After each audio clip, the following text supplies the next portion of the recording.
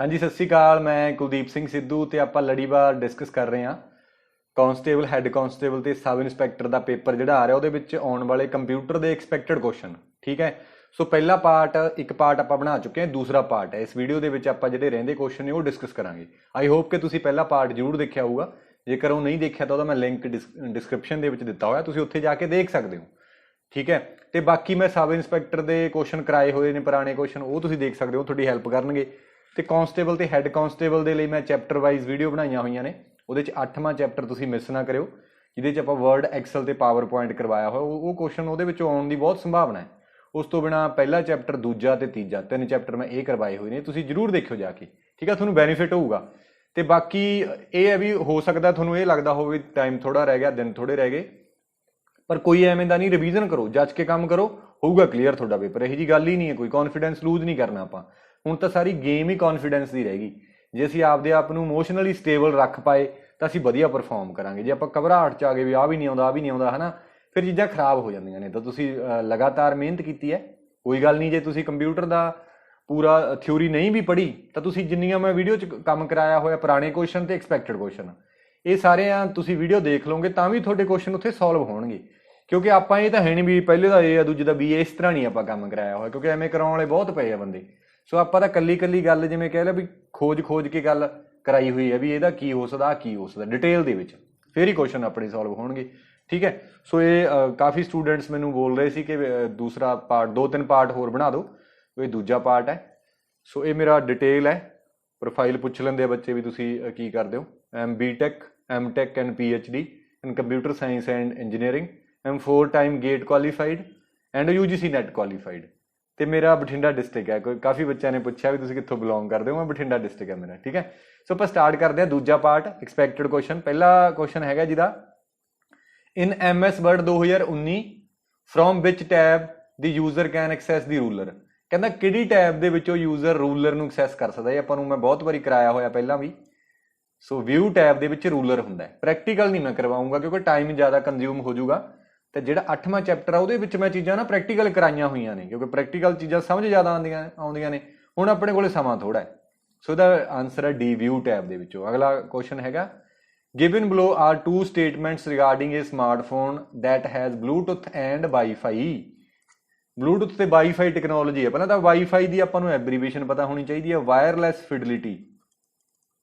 Wireless ਫਿਡਲਿਟੀ ਤੇ ਇਹਦੇ ਨਾਲ ਲੱਗਦੀ ਇੱਕ ਲਾਈਫਾਈ ਵੀ ਪੁੱਛ ਲੈਂਦਾ। ਲਾਈਫਾਈ ਹੈ ਲਾਈਟ, GHT, ਲਾਈਟ ਫਿਡਲਿਟੀ। ਇਹ ਲਾਈਟ ਦਾ ਕਨਸੈਪਟ ਹੈ। ਕਹਿੰਦਾ ਆਉਣ ਵਾਲੇ ਸਮੇਂ 'ਚ ਐ ਹੋਊਗਾ, ਇੱਕ ਬਲਬ ਜਗੂਗਾ ਲਾਈਟ, ਉਹਦੇ ਦੇ ਵਿੱਚੋਂ ਹੀ ਆਪਾਂ ਇੰਟਰਨੈਟ ਚਲਾ ਸਕਦੇ ਹਾਂ। ਇਹ ਆਉਣ ਵਾਲੀ ਚੀਜ਼ ਹੈ ਨਾ। ਸੋ ਵਾਈਫਾਈ ਕਹਿੰਦਾ wifi has shorter range than Bluetooth. ਕੀ ਕਹਿੰਦਾ, ਵਾਈਫਾਈ ਦੀ ਰੇਂਜ ਸ਼ਾਰਟਰ ਹੈ ਬਲੂਟੁੱਥ ਨਾਲੋਂ। ਤਾਂ ਗਲਤ ਹੈ। ਤਾਂ ਇੱਕ ਚੀਜ਼ ਜਿਹੜੀ ਆਪਾਂ ਵਾਰੀ ਦੱਸਦੇ ਹੁੰਦੇ ਹਾਂ, ਕਰੈਕਟ, ਚੂਜ਼ ਦੀ ਕਰੈਕਟ, ਇੱਥੇ ਆਪਾਂ ਸਰਕਲ ਲਾ ਲਾਂਗੇ ਕਿਉਂਕਿ ਬਾਅਦ 'ਚ ਭੁੱਲਾਂਗੇ ਆਪਾਂ। ਇਹ ਉਹਨੇ ਪੁੱਛਿਆ ਹੈਗਾ ਵਾਈਫਾਈ ਹੈ ਸ਼ਾਰਟਰ ਰੇਂਜ ਦੈਨ ਬਲੂਟੁੱਥ, ਨਹੀਂ, ਇਹ ਗਲਤ ਹੈ ਗੱਲ। WiFi can transmit data at fast rate than Bluetooth, ਇਹ ਬਿਲਕੁਲ ਠੀਕ ਆ।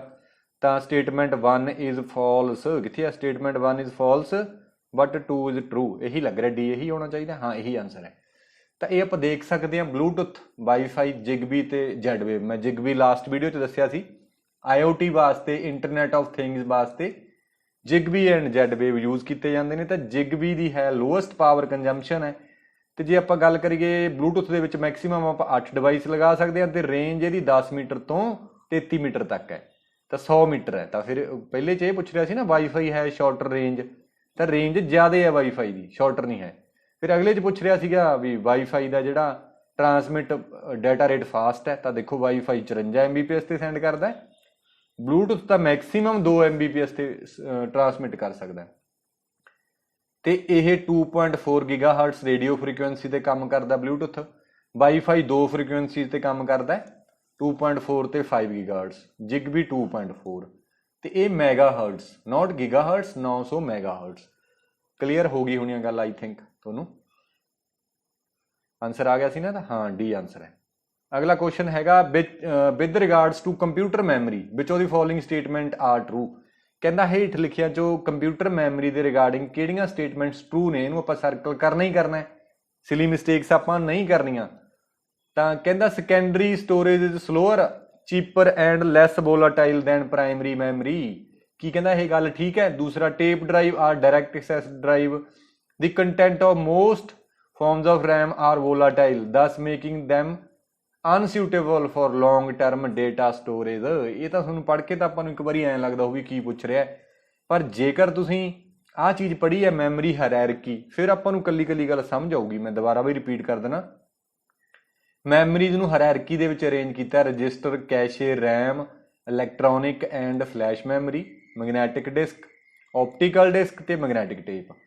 ਇਲੈਕਟ੍ਰੋਨਿਕ ਤੇ ਫਲੈਸ਼ ਦੇ ਵਿੱਚ SSD, memory card, pen drive, SD card ਵਗੈਰਾ ਸਾਰੇ ਇਹਦੇ ਚ ਆਉਂਦੇ ਨੇ। ਮੈਗਨੈਟਿਕ ਡਿਸਕ ਦੇ ਵਿੱਚ ਫਲੋਪੀ ਡਿਸਕ, ਜਿਪ ਡਿਸਕ ਤੇ ਹਾਰਡ ਡਿਸਕ।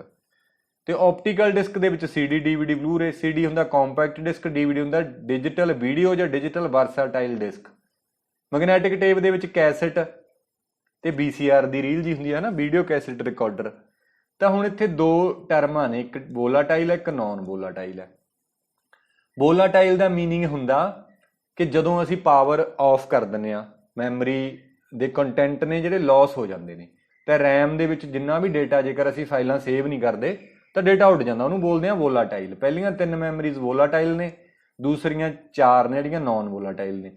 ਸਪੀਡ ਉੱਪਰ ਨੂੰ ਜ਼ਿਆਦਾ ਹੈ, ਰਜਿਸਟਰ ਦੀ ਸਭ ਤੋਂ ਸਪੀਡ ਹਾਈਐਸਟ ਸਪੀਡ ਰਜਿਸਟਰ ਹੈ। ਪਹਿਲੇ ਨੰਬਰ ਤੇ ਰਜਿਸਟਰ ਦੀ ਸਪੀਡ, ਦੂਜੇ ਤੇ ਇਹਦੀ, ਤੀਜੇ ਤੇ ਇਹਦੀ, ਬਾਕੀ ਘਟਦੀ ਜਾਂਦੀ ਹੈ। ਨੀਚੇ ਨੂੰ ਸਪੀਡ ਘਟਦੀ ਜਾਂਦੀ, ਉੱਪਰ ਨੂੰ ਸਪੀਡ ਵੱਧਦੀ ਹੈ। ਤੇ ਸਾਈਜ਼ ਜਿਵੇਂ ਆਪਾਂ ਨੂੰ ਫੋਟੋਆਂ 'ਚ ਦਿਖਾ ਰਹੇ ਹਾਂ, ਆਪਾਂ ਰਜਿਸਟਰ ਦਾ ਸਭ ਤੋਂ ਛੋਟਾ ਸਾਈਜ਼, ਨੀਚੇ ਨੂੰ ਜਾਵਾਂਗੇ ਸਾਈਜ਼ ਵੱਧਦਾ ਜਾਂਦਾ, large size, small size. Cost ਦੀ ਗੱਲ ਕਰਾਂਗੇ, ਜਿਹਨੂੰ ਉਹਦੀ ਸਪੀਡ ਜ਼ਿਆਦਾ ਹੈ, ਸਪੀਡ ਬਹੁਤ ਜ਼ਿਆਦਾ ਤਾਂ ਕੋਸਟਲੀ ਮਿਲੂਗੀ ਚੀਜ਼, ਹਨਾ।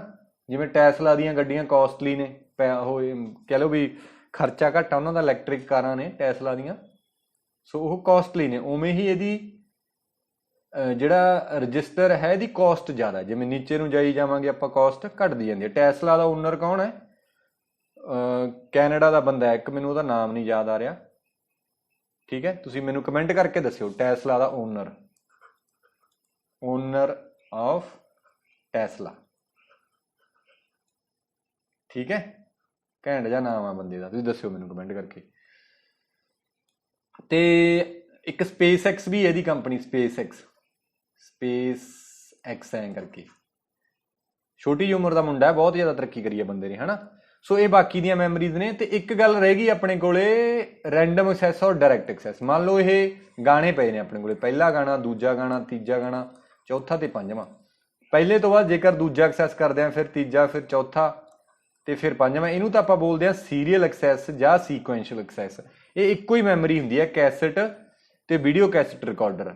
ਇਸ ਨੂੰ ਆਪਾਂ ਬੋਲ ਦਿੰਦੇ ਆ ਕਿ ਇਹ ਸੀਰੀਅਲ ਐਕਸੈਸ ਹੈ। ਜੇ ਪਹਿਲੇ ਤੋਂ ਬਾਅਦ ਤੀਜਾ, ਤੀਜੇ ਤੋਂ ਬਾਅਦ ਪੰਜਵਾਂ, ਪੰਜਵੇਂ ਤੋਂ ਬਾਅਦ ਦੂਜਾ, ਦੂਜੇ ਤੋਂ ਬਾਅਦ ਚੌਥਾ, ਚੌਥੇ ਤੋਂ ਬਾਅਦ ਫੇਰ ਪਹਿਲਾਂ ਆਏ, ਤਾਂ ਇਹਨੂੰ ਬੋਲਦੇ ਹਾਂ ਅਸੀਂ ਰੈਂਡਮ ਔਰ ਡਾਇਰੈਕਟ ਐਕਸੈਸ। ਬਾਕੀ ਦੀਆਂ ਸਾਰੀਆਂ ਮੈਮਰੀਜ਼ ਰੈਂਡਮ ਐਕਸੈਸ ਨੇ, ਲਾਸਟ ਵਾਲੀ ਇਕੱਲੀ ਜਿਹੜੀ ਹੈ ਸੀਰੀਅਲ ਐਕਸੈਸ ਹੈ। ਤਾਂ ਸਕਰੀਨਸ਼ਾਟ ਲੈ ਸਕਦੇ ਹੋ, ਠੀਕ ਹੈ। ਹੁਣ ਇਸੇ ਦੇ ਬੇਸ ਤੇ ਕੁਐਸਚਨ ਸੋਲਵ ਕਰਦੇ ਆਪਾਂ।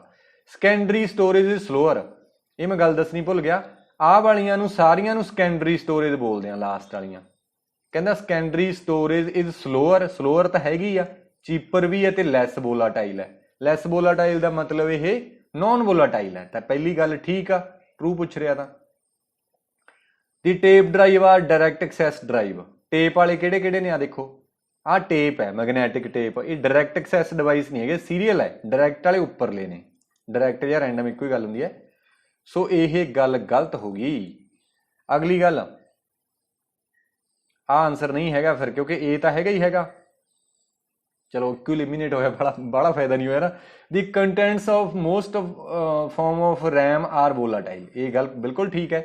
ਰੈਮ ਹੈ ਜਿਹੜੀ, ਅੱਗੇ ਟੱਪ ਗਏ, ਰੈਮ ਹੈ ਨਾ, ਇਹ ਵੋਲਾਟਾਈਲ ਹੈ, ਤਾਂ ਕਰਕੇ ਇਹਦੇ ਵਿੱਚ ਪਰਮਾਨੈਂਟਲੀ ਆਪਾਂ ਕੋਈ ਸਟੋਰ ਨਹੀਂ ਕਰਦੇ।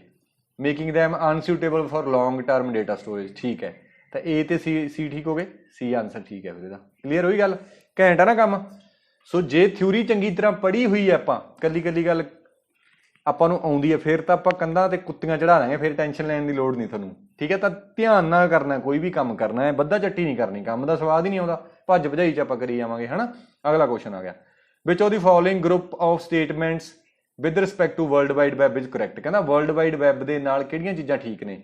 ਇਹ web server is a software use to access and view the content on the world wide web. Server ਕੀ ਹੁੰਦਾ ਜਿਹੜਾ ਸਰਵਿਸ ਪ੍ਰੋਵਾਈਡ ਕਰਦਾ। Web browser is a computer system that makes file available on the world wide web, ਹੈ ਨਾ। ਤੇ Tim burner ਲੀ created ਦਾ world wide web, ਇਹ ਠੀਕ ਹੈ। 1999 ਦੇ ਵਿੱਚ ਟਿਮ ਬਰਨਰ ਲੀ ਨੇ ਆਪਣੇ ਕੋਲੇ ਕਹਿ ਲਓ ਵੀ ਵਰਲਡ ਵਾਈਡ ਵੈਬ ਬਣਾਈ ਸੀ। ਤਾਂ ਇੱਕ ਕਰੈਕਟ ਪੁੱਛਿਆ ਇਹਨੇ, ਇਹ ਵੀ ਗੱਲ ਯਾਦ ਰੱਖਣੀ, ਕਰੈਕਟ ਪੁੱਛ ਰਿਹਾ। ਅਗਲਾ ਹੈਗਾ ਮੋਇਸਿਕ ਵਾਜ਼ ਦੀ first widely used web browser. Clear ਹੋਈ ਗੱਲ। ਸੋ ਮੋਇਸਿਕ ਹੈ ਜਿਹੜਾ ਫਸਟ ਵੈਬ ਬਰਾਊਜ਼ਰ। ਆਪਾਂ ਦੇਖ ਲੈਂਦੇ ਹਾਂ ਆਪਸ਼ਨਾਂ। ਵੈਬ ਸਰਵਰ ਕੀ ਹੁੰਦਾ? Computer system that makes file available on the world wide web. ਤਾਂ ਸਰਵਰ ਆਪਾਂ ਨੂੰ ਪਤਾ ਲੱਗਿਆ। ਬਰਾਊਜ਼ਰ ਕੀ ਹੁੰਦਾ? Software use to access and view the content of world wide web. ਤੇ ਸਰਚ ਇੰਜਨ ਆਪਾਂ ਨੂੰ ਪਤਾ ਹੈ computer system that is use to search the content available on world wide web. ਤਾਂ ਹੁਣ ਪਹਿਲੀ ਆਪਸ਼ਨ ਦੇ ਵਿੱਚ ਕੀ ਕਹਿ ਰਿਹਾ? ਇਹ web server is a software use to access and view the content on world wide web. ਨਹੀਂ, web server ਇੱਕ ਜਿਵੇਂ ਜੀਮੇਲ ਦਾ ਸਰਵਰ ਆ ਮੰਨ ਲਓ ਜੀਮੇਲ ਦਾ, ਆ ਯਾਹੂ ਦਾ। ਇਹ ਇੰਟਰਨੈਟ ਕੀ ਹੁੰਦਾ? ਵਰਲਡ ਵਾਈਡ ਵੈਬ ਇੱਕ ਕੰਟੇਨਰ ਹੁੰਦਾ ਜਿੱਥੇ ਸਾਰੀਆਂ ਵੈਬਸਾਈਟਾਂ ਪਈਆਂ ਹੁੰਦੀਆਂ ਨੇ। ਵੈਬ ਸਰਵਰ ਤਾਂ ਨਹੀਂ ਸਾਨੂੰ ਵਿਊ ਕਰਦਾ। Software use to access and view the content on world wide web server ਨਹੀਂ ਪ੍ਰੋਵਾਈਡ ਕਰਾਉਂਦਾ। ਵੈਬ ਸਰਵਰ ਇੱਕ ਸਰਵਿਸ ਦਿੰਦਾ ਕਲਾਇੰਟਸ ਨੂੰ ਆਪਣੇ ਨੂੰ। ਤਾਂ ਪਹਿਲੀ ਰੌਂਗ ਹੋ ਗਈ। ਦੂਸਰੀ, ਇਹ web browser is a computer system that makes the file available on world wide web. ਤਾਂ ਵਰਲਡ ਵਾਈਡ ਵੈਬ ਤੋਂ ਫਾਈਲਾਂ ਜਿਹੜਾ ਅਵੇਲੇਬਲ ਕਰਾਉਂਦਾ ਉਹ ਬਰਾਊਜ਼ਰ ਨਹੀਂ ਹੁੰਦਾ, ਉਹ ਸਰਚ ਇੰਜਨ ਹੁੰਦਾ। ਤੇ ਬਰਾਊਜ਼ਰ ਕੀ ਕਰਦਾ? ਉਹ ਕੰਪਿਊਟਰ ਤੇ ਯੂਜ਼ਰ ਦੇ ਕੰਪਿਊਟਰ ਤੇ ਫਾਈਲਾਂ ਨੂੰ ਡਿਸਪਲੇ ਕਰਾਉਂਦਾ। ਤਾਂ ਪਹਿਲਾ ਦੋਨੇ ਹੈ ਨਹੀਂ ਗੇ, ਇਹ ਵੀ ਹੈ ਨਹੀਂਗਾ, ਬੀ ਹੈ ਨਹੀਂ, ਤੇ ਇਹ ਇੱਕੋ ਹੀ ਬਚਿਆ ਸੀ ਐਂਡ ਡੀ, ਹੈ ਨਾ। ਸੋ ਸੀ ਐਂਡ ਡੀ ਆਨਸਰ ਹੈ, ਪਰ ਸੀ ਤੇ ਡੀ ਚ ਦੇਖ ਲੈਂਦੇ ਆਪਾਂ। ਜੇ ਆਪਾਂ ਗੱਲ ਕਰੀਏ ਫਸਟ ਵੈਬ ਬਰਾਊਜ਼ਰ ਦੀ, ਤਾਂ ਵਰਲਡ ਵਾਈਡ ਵੈਬ ਵਾਜ਼ ਦੀ first web browser Tim burner ਲੀ ਨੇ ਹੀ ਬਣਾਇਆ ਸੀ 1990 ਚ। ਬਾਅਦ ਚ ਨੇਮ ਚੇਂਜ ਕਰਕੇ ਨੈਕਸਸ ਰੱਖਤਾ ਸੀ। ਕਿਉਂਕਿ ਇੱਕ ਵਰਲਡ ਵਾਈਡ ਵੈਬ ਕੰਟੇਨਰ ਵੀ ਤਾਂ ਸੀਗਾ ਨਾ। ਲਾਸਟ ਵੀਡੀਓ ਚ ਆਪਾਂ ਗੱਲ ਕੀਤੀ ਸੀ, ਜਿਹੜਾ ਸਾਰੀਆਂ ਵੈਬਸਾਈਟਾਂ ਤੇ ਫਾਈਲਾਂ ਨੂੰ ਹੋਲਡ ਕਰਦਾ ਸੀ। ਸੋ ਬਰਾਊਜ਼ਰ ਦਾ ਇਹਦੇ ਤੇ ਨਾਮ ਕੰਟੇਨਰ ਤੇ ਨਾਮ ਰੱਖਤਾ, ਤੇ ਨੇਮ ਦੀ ਕਨਫਿਊਜ਼ਨ ਹੋਣ ਲੱਗੀ, ਕਲੈਸ਼ ਹੋ ਗਿਆ, ਤਾਂ ਉਹਨੇ ਨਾਮ ਬਦਲ ਕੇ ਨੈਕਸਸ ਰੱਖਤਾ। ਜੇ ਕੁਐਸਚਨ ਪੁੱਛਦਾ ਹੈ ਫਸਟ ਵੈਬ ਬਰਾਊਜ਼ਰ, ਫਿਰ ਤਾਂ ਵਰਲਡ ਵਾਈਡ ਵੈਬ ਹੈ। ਲਾਸਟ ਵੀ ਮੈਂ ਗੱਲ ਕੀਤੀ ਸੀ, ਟਿਮ ਬਰਨਰ ਲੀ ਨੇ ਇਨਵੈਂਟ ਕੀਤੀ ਸੀ ਵਰਲਡ ਵਾਈਡ ਵੈਬ 1999 ਚ, ਮੈਂ ਦੱਸ ਚੁੱਕਿਆ। ਤੇ ਬਟ ਆਪਾਂ ਨੂੰ ਇੱਥੇ ਪੁੱਛਿਆ ਕੀ ਹੋਇਆ? ਮੋਇਸਿਕ ਵਾਜ਼ ਦੀ ਫਸਟ ਵਾਈਡਲੀ ਯੂਜ਼ਡ, ਪਹਿਲਾ ਜ਼ਿਆਦਾ ਯੂਜ਼ ਹੋਣ ਵਾਲਾ। ਜ਼ਰੂਰੀ ਤਾਂ ਨਹੀਂ ਹੁੰਦਾ ਵੀ ਜਿਵੇਂ ਆਪਾਂ ਤੁਸੀਂ ਪੜ੍ਹਦੇ ਹੋਵੋਗੇ ਹੈ ਨਾ, ਮੁਗਲ ਅੰਪਾਇਰ ਪੜ੍ਹਦੇ ਹੋਵੋਗੇ। ਮੁਗਲ ਅੰਪਾਇਰ ਦੇ ਵਿੱਚ ਫਾਊਂਡਰ ਆਫ ਮੁਗਲ ਕਿਹਨੂੰ ਕਹਿੰਦੇ ਹੋ ਆਪਾਂ? ਬਾਬਰ ਨੂੰ ਕਹਿੰਦੇ ਆ। ਤੇ ਰੀਅਲ ਫਾਊਂਡਰ ਦੀ ਗੱਲ ਕਰਦੇ ਆ ਆਪਾਂ ਅਕਬਰ ਨੂੰ ਕਹਿੰਦੇ ਆ। ਕਿਉਂ ਕਹਿੰਦੇ? ਕਿਉਂਕਿ ਹਿਮਾਯੂ ਵਿਚਾਰਾ ਧੱਕੇ ਧੁੱਕੇ ਖਾਂਦਾ ਰਿਹਾ, ਹੈ ਨਾ। ਉਹਦੇ ਤੋਂ ਸੂਰੀਵੰਸ਼ ਨੇ ਜਿੱਤ ਲਿਆ ਸੀ ਆ ਕੇ 1540 ਦੇ ਵਿੱਚ, 40 ਤੋਂ 55 ਤੱਕ ਸੂਰੀਵੰਸ਼ ਰਿਹਾ, ਹੈ ਨਾ। 56 ਦੇ ਵਿੱਚ ਫਿਰ ਦੁਬਾਰੇ ਹਿਮਾਯੂ ਆ ਗਿਆ, ਫਿਰ ਛੇਤੀ ਮਰ ਗਿਆ ਸੀ ਪੌੜੀਆਂ ਤੋਂ ਡਿੱਗ ਕੇ, ਹੈ ਨਾ, ਤੁਹਾਨੂੰ ਪਤਾ ਹੀ ਹੈ। ਸੋ ਉਦੋਂ ਬਾਅਦ ਅਕਬਰ ਆਇਆ ਸੀ, ਅਕਬਰ ਨੇ ਰਾਜ ਫੈਲਾਇਆ ਸੀ। ਅਕਬਰ ਨੂੰ ਰੀਅਲ ਫਾਊਂਡਰ ਨਹੀਂ ਕਹਿੰਦੇ ਆਪਾਂ, ਉਵੇਂ ਹੀ ਇਹ ਕੁਐਸਚਨ ਹੈ। ਮੋਇਸਿਕ ਹੈ ਜਿਹੜਾ ਫਸਟ ਵਾਈਡਲੀ ਯੂਜ਼ਡ ਬਰਾਊਜ਼ਰ ਸੀ ਆਪਣੇ ਕੋਲੇ, ਠੀਕ ਹੈ। ਤਾਂ ਪੜ੍ਹ ਲੈਂਦੇ ਆਪਾਂ ਇਹਦੇ ਬਾਰੇ। ਮੋਇਸਿਕ 1993 ਚ, ਇਹ 91 ਚ ਬਣਿਆ ਸੀ, ਦੇਖ 90 91 ਚ। Was first browser to display image inline with text. ਪਹਿਲਾਂ ਇਹਦੇ ਵਿੱਚ ਇਕੱਲੀ ਟੈਕਸਟ ਡਿਸਪਲੇ ਹੁੰਦੀ ਸੀ, ਬਟ ਇਨ ਲਾਈਨ ਦਾ ਮਤਲਬ ਨਾਲ ਫੋਟੋਆਂ ਦੇ ਨਾਲ ਟੈਕਸਟ ਡਿਸਪਲੇ ਕਰਾਉਂਦਾ ਸੀ। ਤੇ ਹਾਂ, it is often described as first graphical web browser. ਤੇ ਪਹਿਲਾਂ GUI ਬੇਸਡ ਪੁੱਛ ਲੈ ਤਾਂ ਵੀ ਮੋਇਸਿਕ ਹੈ, ਠੀਕ ਹੈ। ਭਾਵੇਂ ਕਹਿੰਦਾ ਇਹ ਪ੍ਰੋਸੀਡ ਕੀਤਾ ਸੀ, ਕੀ ਤੋਂ ਬਾਅਦ ਆਇਆ ਸੀ? ਵਰਲਡ ਵਾਈਡ ਵੈਬ ਤੋਂ ਆਇਆ ਸੀ, ਵਰਲਡ ਵਾਈਡ ਵੈਬ ਤੋਂ ਬਾਅਦ। It was very popular web browser and the early ancestor of Mozilla Firefox. Mozilla Firefox ਦਾ ਐਂਸੈਸਟਰ ਹੁੰਦਾ ਦਾਦੇ ਪੜਦਾਦਿਆਂ ਵਾਲਾ। ਤੇ ਅੱਜ ਕੱਲ੍ਹ ਜਿਹੜਾ ਯੂਜ਼ ਹੁੰਦਾ, ਫਿਰ ਇਹ ਹੁਣ ਡਿਸਕੰਟੀਨਿਊਡ ਹੈ, ਹੁਣ ਨਹੀਂ ਚੱਲਦਾ ਇਹ। ਤੇ ਅੱਜ ਕੱਲ੍ਹ ਗੂਗਲ ਕਰੋਮ ਸਭ ਤੋਂ ਜ਼ਿਆਦਾ ਚੱਲ ਰਿਹਾ। ਗੂਗਲ ਕਰੋਮ ਇੱਕ ਬਰਾਊਜ਼ਰ ਹੈ, ਗੂਗਲ ਇੱਕ ਸਰਚ ਇੰਜਨ ਹੈ। ਬਹੁਤ ਵਾਰੀ ਦੱਸੀ ਹੈ ਨਾ ਗੱਲ, ਤਾਂ ਕਲੀਅਰ ਹੋ ਗਈ। ਤਾਂ ਇਹਦਾ ਫਿਰ ਦੋਨੇ ਠੀਕ ਹੋ ਗਏ, ਸੀ ਤੇ ਡੀ ਦਾ ਬੀ ਆਨਸਰ ਹੈ। ਕਲੀਅਰ ਹੈ ਗੱਲ ਜੀ। ਅਗਲਾ ਕੁਐਸਚਨ ਆ ਗਿਆ। Given below are two statements. Statement 1 ਹੈ DVD use a single spiral track to store data working from the center to edge।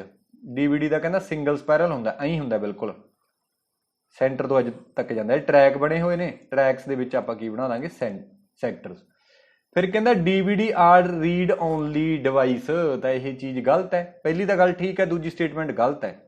Statement 1 is true and statement 2 is false. ਕਿਉਂ ਗਲਤ ਹੈ ਇਹ ਮੈਂ ਦੱਸਦਾ। DVD ਹੈ ਨਾ ਜਿਹੜੀ, ਇਹ ਤਿੰਨ ਤਰ੍ਹਾਂ ਦੀ ਹੁੰਦੀ ਹੈ। ਇੱਕ DVD ROM, CD भी मैं दस चुकिया लास्ट वीडियो च, उवें ही हुंदा as it is DVD ROM, DVD R ते DVD RW। रोम हुंदी है जिहड़ी RW है, साइड ते चला गया, ठीक है। रोम ਵੱਖਰੀ चीज़ है, DVD रोम ਵੱਖਰੀ चीज़ है। डिजिटल वीडियो डिस्क भी बोलते हैं ते डिजिटल वर्साटाइल डिस्क भी बोलते हैं, है ना। ते इह मतलब लिखी लिखाई हुंदी है। आपां गाने वाली DVD लियाउने, कोई मूवीज़ वालियां DVD लियाउने, है ना, ब्याह वाली DVD बना के लियाउने, ਉਹਦੇ ਤੇ ਅਸੀਂ कुछ लिख नहीं सकते, रीड ओनली हुंदी है। तो DVD R है जिहड़ी खाली मिलती है, ब्लैंक मिलती है, इहनूं वॉर्म भी बोलते हैं, WORM। वॉर्म हुंदा मैं पहलां वाली वीडियो 'च दस चुकिया।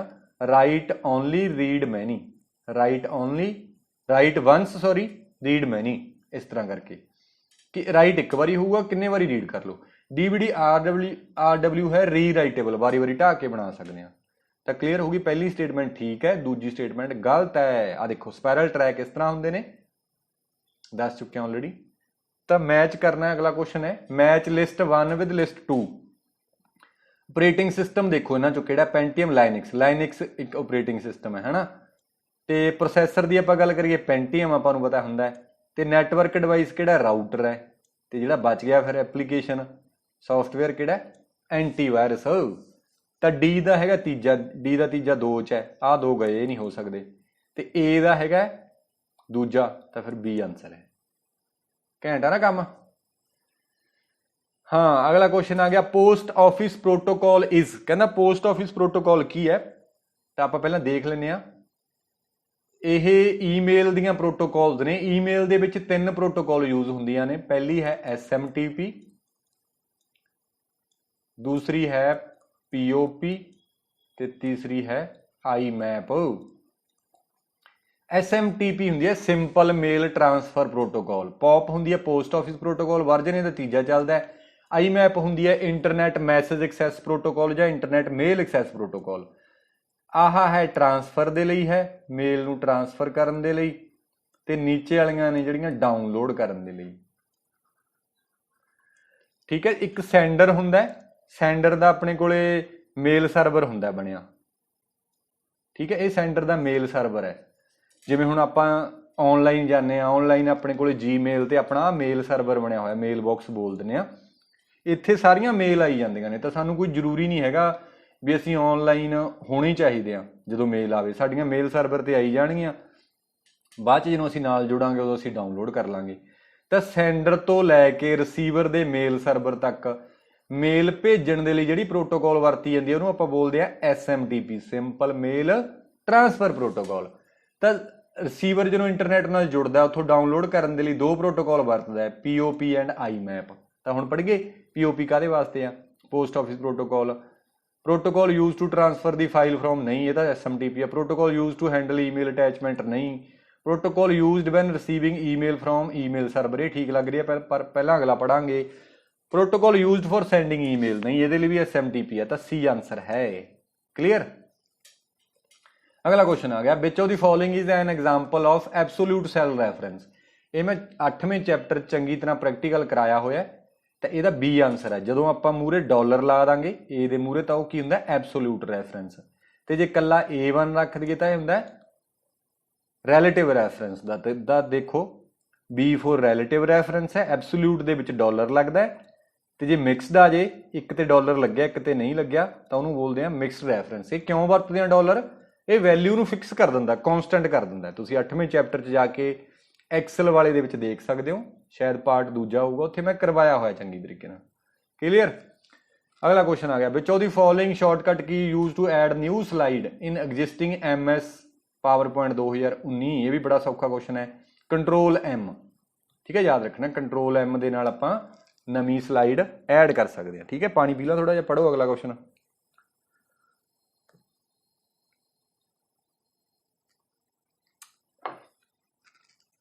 कहना विच one of the following electronic technology is the key technology for making the first generation computer. पहली जनरेशन दे विच कहना की यूज हुंदा। देखो सारियां जनरेशनां दा मैं तुहानूं दित्ता होया डेटा। पहली दे विच वैक्यूम ट्यूब, दूजी च ट्रांजिस्टर, तीसरी दे विच इंटीग्रेटेड सर्किट, चौथी दे विच VLSI माइक्रो प्रोसैसर, ते पंजवीं दे विच ULSI, ते इहदे विच AI यूज हुंदा है। ਇੱਕ ਹੋਰ ਗੱਲ ਯਾਦ ਰੱਖਿਓ, ਦੂਜੀ ਜਨਰੇਸ਼ਨ ਦੇ ਵਿੱਚ ਬੈਚ ਆਪਰੇਟਿੰਗ ਸਿਸਟਮ ਯੂਜ਼ ਹੁੰਦਾ, ਠੀਕ ਹੈ, ਇਹ ਗੱਲ ਯਾਦ ਰੱਖਿਓ।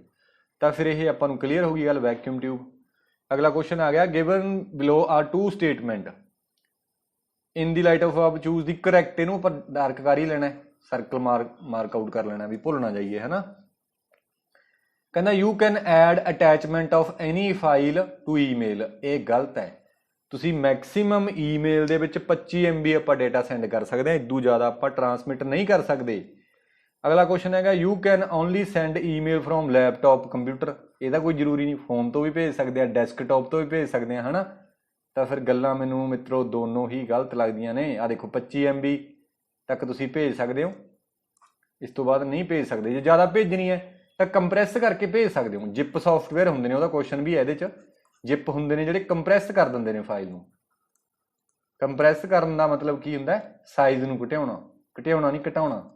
Reduce the size of file the size ਘਟਾ ਦਿੰਦਾ ਇਹ, ਠੀਕ ਹੈ, ਘਟਾਉਣਾ ਕਹਿ ਗਿਆ ਸੀ ਮੈਂ। ਚਲੋ, ਤਾਂ ਇਹ ਦੋਨੇ ਹੀ ਗਲਤ ਨੇ। Both statement 1 and statement 2 are false, ਠੀਕ ਹੈ। ਅਗਲਾ ਕੁਐਸਚਨ ਆ ਗਿਆ, ਵੈਨ ਯੂ ਕੱਟ ਏ ਕਾਪੀ ਇਨਫੋਰਮੇਸ਼ਨ। ਗਲਤ ਜਿਹਾ ਨਹੀਂ ਲੱਗ ਰਿਹਾ? ਵੈਨ ਯੂ ਕੱਟ ਐਂਡ ਆਊਗਾ ਇੱਥੇ ਨਾ। When you cut and copy information it gets placed in. ਇਹ ਆਪਾਂ ਲਾਸਟ ਵੀਡੀਓ ਚੰਗੀ ਤਰ੍ਹਾਂ ਗੱਲ ਕਰ ਚੁੱਕੇ ਹਾਂ। ਕਲਿੱਪ ਬੋਰਡ ਹੁੰਦਾ ਜਿੱਥੇ ਟੈਂਪਰੇਰੀ ਆਪਾਂ ਡੇਟਾ ਸਟੋਰ ਕਰਦੇ ਹਾਂ। ਅਗਲਾ question, following R sum statements regarding the ਫਾਇਰਵਾਲ, choose the correct statements. Correct ਨੂੰ ਆਪਾਂ ਮਾਰਕ ਕਰ ਲਾਂਗੇ। ਹੁਣ ਜਾਣਦੇ ਹਾਂ। ਕਹਿੰਦਾ ਪੁੱਛੂਗਾ ਤਾਂ 2 ਹੀ, ਚਾਰਾਂ ਚੋਂ 2 ਠੀਕ ਨੇ। Examine traffic between computer and networks. ਨਹੀਂ, ਟ੍ਰੈਫਿਕ ਨੂੰ ਐਗਜ਼ਾਮਿਨ ਥੋੜੀ ਕਰਦਾ ਇਹ। Use to verify the data comes from secure and trusted source. ਇਹ ਵੀ ਕੰਮ ਨਹੀਂ ਕਰਦਾ ਇਹ। Use the concept of digital signature. ਇਹ ਵੀ ਨਹੀਂ ਕਰਦਾ। ਫਿਰ ਕਹੋਗੇ ਕਿਹੜਾ ਕਰਦਾ ਇਹ? ਉੱਪਰ ਵਾਲਿਆਂ 'ਚ ਇੱਕ ਹੈਗਾ, ਮੈਂ ਦੁਬਾਰੇ ਦੱਸਦਾ, ਮੈਂ ਜਾਣ ਕੇ ਕੱਟ ਰਿਹਾ ਵੀ ਤੁਹਾਨੂੰ ਆਈਡੀਆ ਹੋ ਜੇ ਨਾ। Keep a list of IP address thus preventing access to the certain website. ਪਹਿਲਾਂ ਮੈਂ ਦੱਸਦਾ ਫਾਇਰਵਾਲ ਦਾ ਕੀ ਕੰਮ ਹੁੰਦਾ, ਫਿਰ ਆਪਾਂ ਆਉਂਦੇ ਹਾਂ। ਫਾਇਰਵਾਲ ਹੁੰਦਾ ਇੰਟਰਨੈਟ ਤੋਂ ਡੇਟਾ ਆ ਰਿਹਾ ਹੈ। ਜਿਹੜਾ ਡੇਟਾ ਆ ਰਿਹਾ, ਜਿਹੜੇ ਨੂੰ ਅਸੀਂ ਰੋਕਣਾ ਹੈ, ਮੰਨ ਲਓ ਅਸੀਂ ਰੈੱਡ ਵਾਲੇ 01 ਨੂੰ ਰੋਕਣਾ ਚਾਹੁੰਦੇ ਹਾਂ, ਤਾਂ ਇੱਥੇ ਰੂਲ ਡਿਫਾਈਨ ਕਰ ਦਾਂਗੇ ਆਪਾਂ, ਤਾਂ ਉਹ ਰੋਕ ਲੂਗਾ। Firewall can be software. ਇੱਕ ਇਹ ਵੀ ਕੁਐਸਚਨ ਪੁੱਛਿਆ ਹੋਇਆ, it can be software as hardware and hardware. Firewall ਦੋਨੋਂ ਤਰ੍ਹਾਂ ਦੀ ਹੋ ਸਕਦੀ ਹੈ, ਸੌਫਟਵੇਅਰ ਤੇ ਹਾਰਡਵੇਅਰ, ਠੀਕ ਹੈ।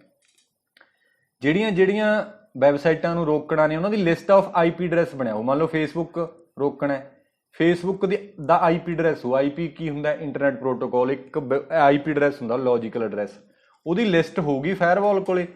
ਤਾਂ ਮੰਨ ਲਓ ਫੇਸਬੁੱਕ ਵਾਲਾ ਰੋਕਣਾ ਤਾਂ ਉੱਥੇ ਉਹ ਡਿਨਾਈ ਪਾ ਦੂਗਾ। ਜਿਵੇਂ ਮੰਨ ਲਓ ਫੇਸਬੁੱਕ ਦਾ IP ਐਡਰੈਸ ਹੈਗਾ 132.64.16.5। ਐਂ ਕਰਕੇ ਬਹੁਤ ਸਾਰੇ IP ਹੋਣਗੇ ਜਿਨ੍ਹਾਂ ਨੂੰ ਅਸੀਂ ਡਿਨਾਈ ਕੀਤਾ, ਉਹਦੀ ਲਿਸਟ ਹੋਊਗੀ ਆਪਣੇ ਕੋਲੇ, ਠੀਕ ਹੈ। Keep a list of IP address thus preventing access to certain website.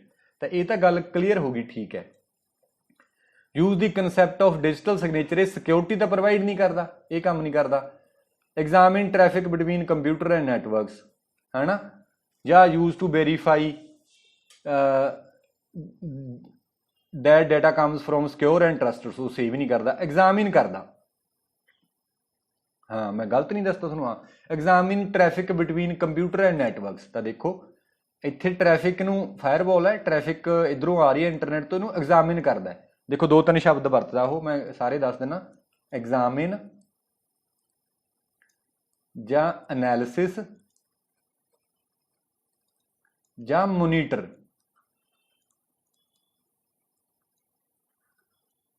The traffic, ਠੀਕ ਹੈ। ਐਗਜ਼ਾਮਿਨ ਦੀ ਟ੍ਰੈਫਿਕ, ਐਨਾਲਿਸਿਸ ਦੀ ਟ੍ਰੈਫਿਕ, ਮੋਨੀਟਰ ਦੀ ਟ੍ਰੈਫਿਕ। ਫਾਇਰਵਾਲ ਤੋਂ ਜੇ ਕੁਐਸਚਨ ਪੁੱਛਦਾ ਤਾਂ ਇਹ ਵਰਡ ਆਉਂਦਾ ਹੀ ਆਉਂਦਾ ਹੈ। ਤਾਂ ਫਿਰ ਇਹਦਾ ਆਨਸਰ ਹੈ C, A and D are correct. Clear ਹੋਈ ਗੱਲ। ਅਗਲਾ ਕੁਐਸਚਨ ਹੈ, which of the following is not operating system. ਇਹ ਬੜਾ ਸੌਖਾ ਹੈ। ਵਿੰਡੋ 10 ਆਪਰੇਟਿੰਗ ਸਿਸਟਮ ਹੈਗਾ, ਯੂਨਿਕਸ ਵੀ ਹੈ, ਲਾਈਨਕਸ ਵੀ ਹੈ, ਮਾਈਕਰੋਸੌਫਟ ਐਜ ਬਰਾਊਜ਼ਰ ਹੈ ਕਿ ਇਹ ਆਨਸਰ ਹੈ ਆਪਣਾ। ਇਹ ਆਪਰੇਟਿੰਗ ਸਿਸਟਮ ਨਹੀਂ ਹੈ। ਅੱਗੇ ਆ ਗਿਆ, ਇਹ device driver is a. Driver ਕੀ ਹੈ ਕਹਿੰਦਾ? ਡਰਾਈਵਰ ਪਹਿਲਾਂ ਆਪਾਂ ਦੇਖ ਲੈਂਦੇ ਹਾਂ। ਜਿਵੇਂ ਆਪਣੇ ਕੋਲੇ ਆਪਰੇਟਿੰਗ ਸਿਸਟਮ ਹੁੰਦਾ ਕੰਪਿਊਟਰ ਦੇ ਵਿੱਚ ਤੇ ਐਪਲੀਕੇਸ਼ਨ ਪ੍ਰੋਗਰਾਮ ਹੁੰਦੇ ਨੇ, ਤਾਂ ਇਹ ਆਪਾਂ ਡਿਵਾਈਸ ਨਹੀਂ ਲਾਉਂਦੇ, ਨਾਲ ਮਾਊਸ ਵੀ ਲਗਾ ਲੈਂਦੇ ਹਾਂ, NIC ਕਾਰਡ ਜਾਂ ਲੈਨ ਕਾਰਡ ਬੋਲਦੇ ਹਾਂ, ਹਾਰਡ ਡਿਸਕ ਲਗਾਤੀ, ये प्रिंटर लगाता, ये पेन ड्राइव है ना, ये माउस। ये डिवाइस नूं हुण हार्डवेयर दे विच कंप्यूटर नूं थोड़ा पता, ऑपरेटिंग सिस्टम नूं नहीं पता भी ये किवें काम करदे ने। तां हरेक डिवाइस का अपना एक ड्राइवर होऊगा जिहड़ा डिवाइस दे बारे इनफॉर्मेशन स्टोर करूगा, तो उहनूं असीं बोलदे हां डिवाइस ड्राइवर। हुण ड्राइवर तां जिहड़ा कंप्यूटर दे विच इंस्टॉल्ड हुंदा है, बट एक इन्हां दे विच भी सॉफ्टवेयर इंस्टॉल्ड हुंदा है, उस नूं हुण मैं भुल गया की बोल दिंदे उहनूं, एम्बैडेड डिवाइस ड्राइवर, फर्मवेयर, सॉरी याद आ गया, firmware. Firmware is a software that is embedded inside a hardware that is mainly used to provide the communication between device driver and hardware device।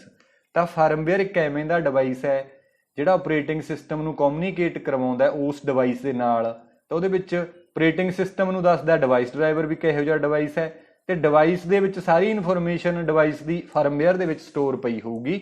ਇੱਥੋਂ ਡਿਵਾਈਸ ਡਰਾਈਵਰ ਇਹਦੇ ਨਾਲ ਗੱਲਬਾਤ ਕਰੂਗਾ ਕਿ ਤੂੰ ਆ ਜਾ ਵੀ ਮਿੱਤਰਾ ਪ੍ਰਿੰਟ ਆਊਟ ਕੱਢਣਾ ਚਾਹੁੰਦੇ ਆ, ਪ੍ਰਿੰਟ ਆਊਟ ਦਾ ਫਰਮਵੇਅਰ ਹੋਊਗਾ ਪ੍ਰਿੰਟਰ ਦਾ, ਹੈ ਨਾ, ਉਹਦੇ ਨਾਲ ਗੱਲਬਾਤ ਕਰਕੇ ਪ੍ਰਿੰਟ ਕਢਵਾ ਦੂਗਾ। ਕਲੀਅਰ ਹੋਈ ਗੱਲ? ਤਾਂ ਫਿਰ ਡਿਵਾਈਸ ਡਰਾਈਵਰ ਦਾ ਕੀ ਕੰਮ ਹੈ? ਇਹ software that communicate with the operating system and translate data into format understood by the device. ਉਹ ਜਿਹੀਆਂ ਇੰਸਟਰਕਸ਼ਨਾਂ ਦਿੰਦਾ ਵੀ ਡਿਵਾਈਸ ਕੀ ਸਮਝੂਗਾ, ਉਹਦੇ ਚ ਟਰਾਂਸਲੇਟ ਕਰਕੇ ਡਿਵਾਈਸ ਦੇ ਨਾਲ ਗੱਲਬਾਤ ਕਰਾ ਦਿੰਦਾ।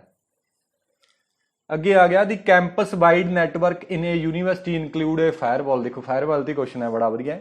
ਕਹਿੰਦਾ ਕੈਂਪਸ ਨੈਟਵਰਕ ਦੇ ਵਿੱਚ ਫਾਇਰਵਾਲ ਹੈ, ਵਿੱਚ ਉਹਦੀ following is a firewall used for. Firewall ਕਾਹਦੇ ਲਈ ਯੂਜ਼ ਹੁੰਦਾ? Deleting data from the network ਨਹੀਂ, ਇਨਕ੍ਰਿਪਟਿੰਗ ਨੈਟਵਰਕ ਡੇਟਾ ਨਹੀਂ, ਕਲੈਕਟਿੰਗ ਟ੍ਰਾਂਜੈਕਸ਼ਨਲ ਡੇਟਾ ਨਹੀਂ, ਰਿਸਟ੍ਰਿਕਟਿੰਗ ਐਕਸੈਸ ਟੂ ਨੈਟਵਰਕਸ। ਹਾਂ ਇਹ ਠੀਕ ਹੈ, ਨੈਟਵਰਕ ਦੇ ਨਾਲੋਂ ਰਿਸਟ੍ਰਿਕਟ ਕਰਨਾ, ਜਿਵੇਂ ਇਹਨਾਂ ਨੂੰ ਆਪਾਂ ਰੋਕਤਾ ਨਾ ਰੈੱਡ ਵਾਲਿਆਂ ਨੂੰ, ਰਿਸਟ੍ਰਿਕਟਿੰਗ ਐਕਸੈਸ ਹੋ ਗਿਆ ਨਾ, ਤਾਂ ਬੀ ਆਨਸਰ ਹੈ। ਕਲੀਅਰ? ਅਗਲਾ ਕੁਐਸਚਨ ਹੈਗਾ ਨੈਟਵਰਕ ਇੰਟਰਫੇਸ ਕਾਰਡ ਕੰਟੇਨ। ਇਹ ਇੱਕ ਨੈਟਵਰਕ ਇੰਟਰਫੇਸ ਕਾਰਡ ਹੁੰਦਾ, ਦੇਖੋ ਕਿੰਨਾ ਸੋਹਣਾ ਲੱਗ ਰਿਹਾ ਨਾ, ਇਹ ਲੈਨ ਕਾਰਡ ਵੀ ਬੋਲ ਦਿੰਦੇ ਆ ਇਸ ਨੂੰ। ਨੈਟਵਰਕ ਇੰਟਰਫੇਸ ਕਾਰਡ, ਲੈਨ ਦਾ ਮਤਲਬ ਹੁੰਦਾ ਲੋਕਲ ਏਰੀਆ ਨੈਟਵਰਕ। ਇਹ ਨੈਟ ਚਲਾਉਣ ਦੇ ਲਈ ਬਹੁਤ ਜ਼ਿਆਦਾ ਜ਼ਰੂਰੀ ਹੈ। ਲਾਸਟ ਵੀਡੀਓ ਦੇ ਵਿੱਚ ਆਪਾਂ ਗੱਲ ਕੀਤੀ ਸੀ, ਇੱਥੇ RJ45 ਨਾਮ ਦਾ ਕਨੈਕਟਰ ਲੱਗਦਾ, ਜਿਹਦੇ ਵਿੱਚ ਕਿੰਨੀਆਂ ਤਾਰਾਂ ਹੁੰਦੀਆਂ ਨੇ? ਪਿੰਨ ਹੁੰਦੀਆਂ ਨੇ, 8 ਪਿੰਨ ਹੁੰਦੀਆਂ ਨੇ। ਇਹ ਕੁਐਸਚਨ ਆਇਆ ਹੋਇਆ, ਠੀਕ ਹੈ।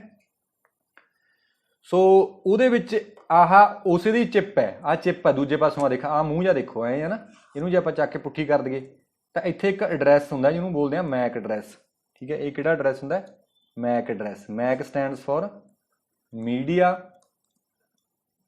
Access control.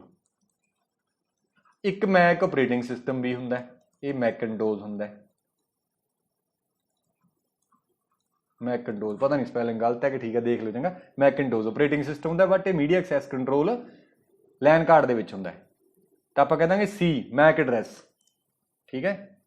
ਅਗਲਾ ਕੁਐਸਚਨ ਹੈ ਇਨ ਵਿਚ year the version 1.0 of MS DOS launch ਦੇ। ਆਪਾਂ ਨੂੰ ਪਤਾ ਹੈ DOS ਲਾਂਚ ਹੋਇਆ 1981 ਚ, ਵਿੰਡੋ ਲਾਂਚ ਹੋਈ ਹੈ 1985 ਦੇ ਵਿੱਚ, ਠੀਕ ਹੈ। ਸੋ ਇਹ ਅਸੈਂਬਲੀ ਲੈਂਗੁਏਜ ਐਂਡ ਸੀ ਚ ਲਿਖਿਆ ਹੋਇਆ, ਮਾਈਕਰੋਸੌਫਟ ਦਾ ਹੈ। ਅਗਲਾ ਕੁਐਸਚਨ ਹੈ ਇਨ MS Word 2019 ਵਿੱਚ shortcut key use to double the line space. ਤਾਂ ਲਾਈਨ ਸਪੇਸ ਕਰਨ ਦੇ ਲਈ ਦੇਖੋ, ਲਾਈਨ ਸਪੇਸਿੰਗ ਆਪਾਂ ਦੇਖਦੇ ਹਾਂ ਨਾ, ਜੇ ਕੰਟਰੋਲ 1 ਕਰ ਦਈਏ ਤਾਂ ਸਿੰਗਲ ਦੀ ਲਾਈਨ ਸਪੇਸਿੰਗ। ਪੈਰਾਗ੍ਰਾਫ ਦੇ ਵਿੱਚ ਥੀਸਿਸ ਵਗੈਰਾ ਤੁਸੀਂ ਲਿਖਿਆ ਤਾਂ ਤੁਹਾਨੂੰ ਪਤਾ ਹੋਊ, ਸਿੰਗਲ ਦੀ ਲਾਈਨ ਸਪੇਸਿੰਗ ਹੋ ਸਕਦੀ ਹੈ, 1.5 ਹੋ ਸਕਦੀ ਹੈ, 2 ਹੋ ਸਕਦੀ ਹੈ ਨਾ।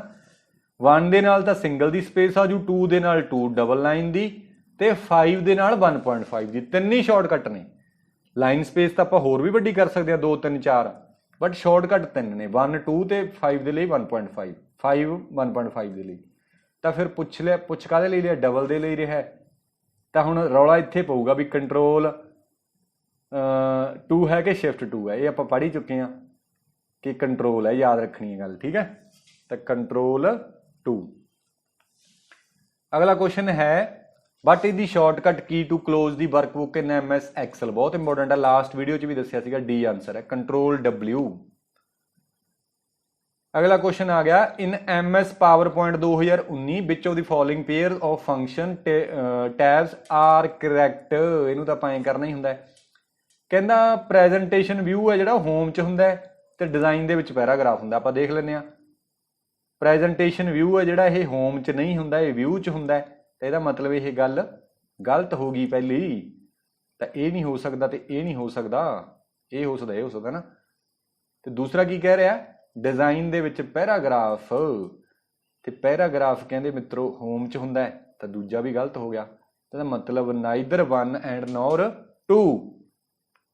ਅਗਲਾ ਬਹੁਤ ਸੌਖਾ question, in HTTP what does P stands for? P stands for protocol, clear?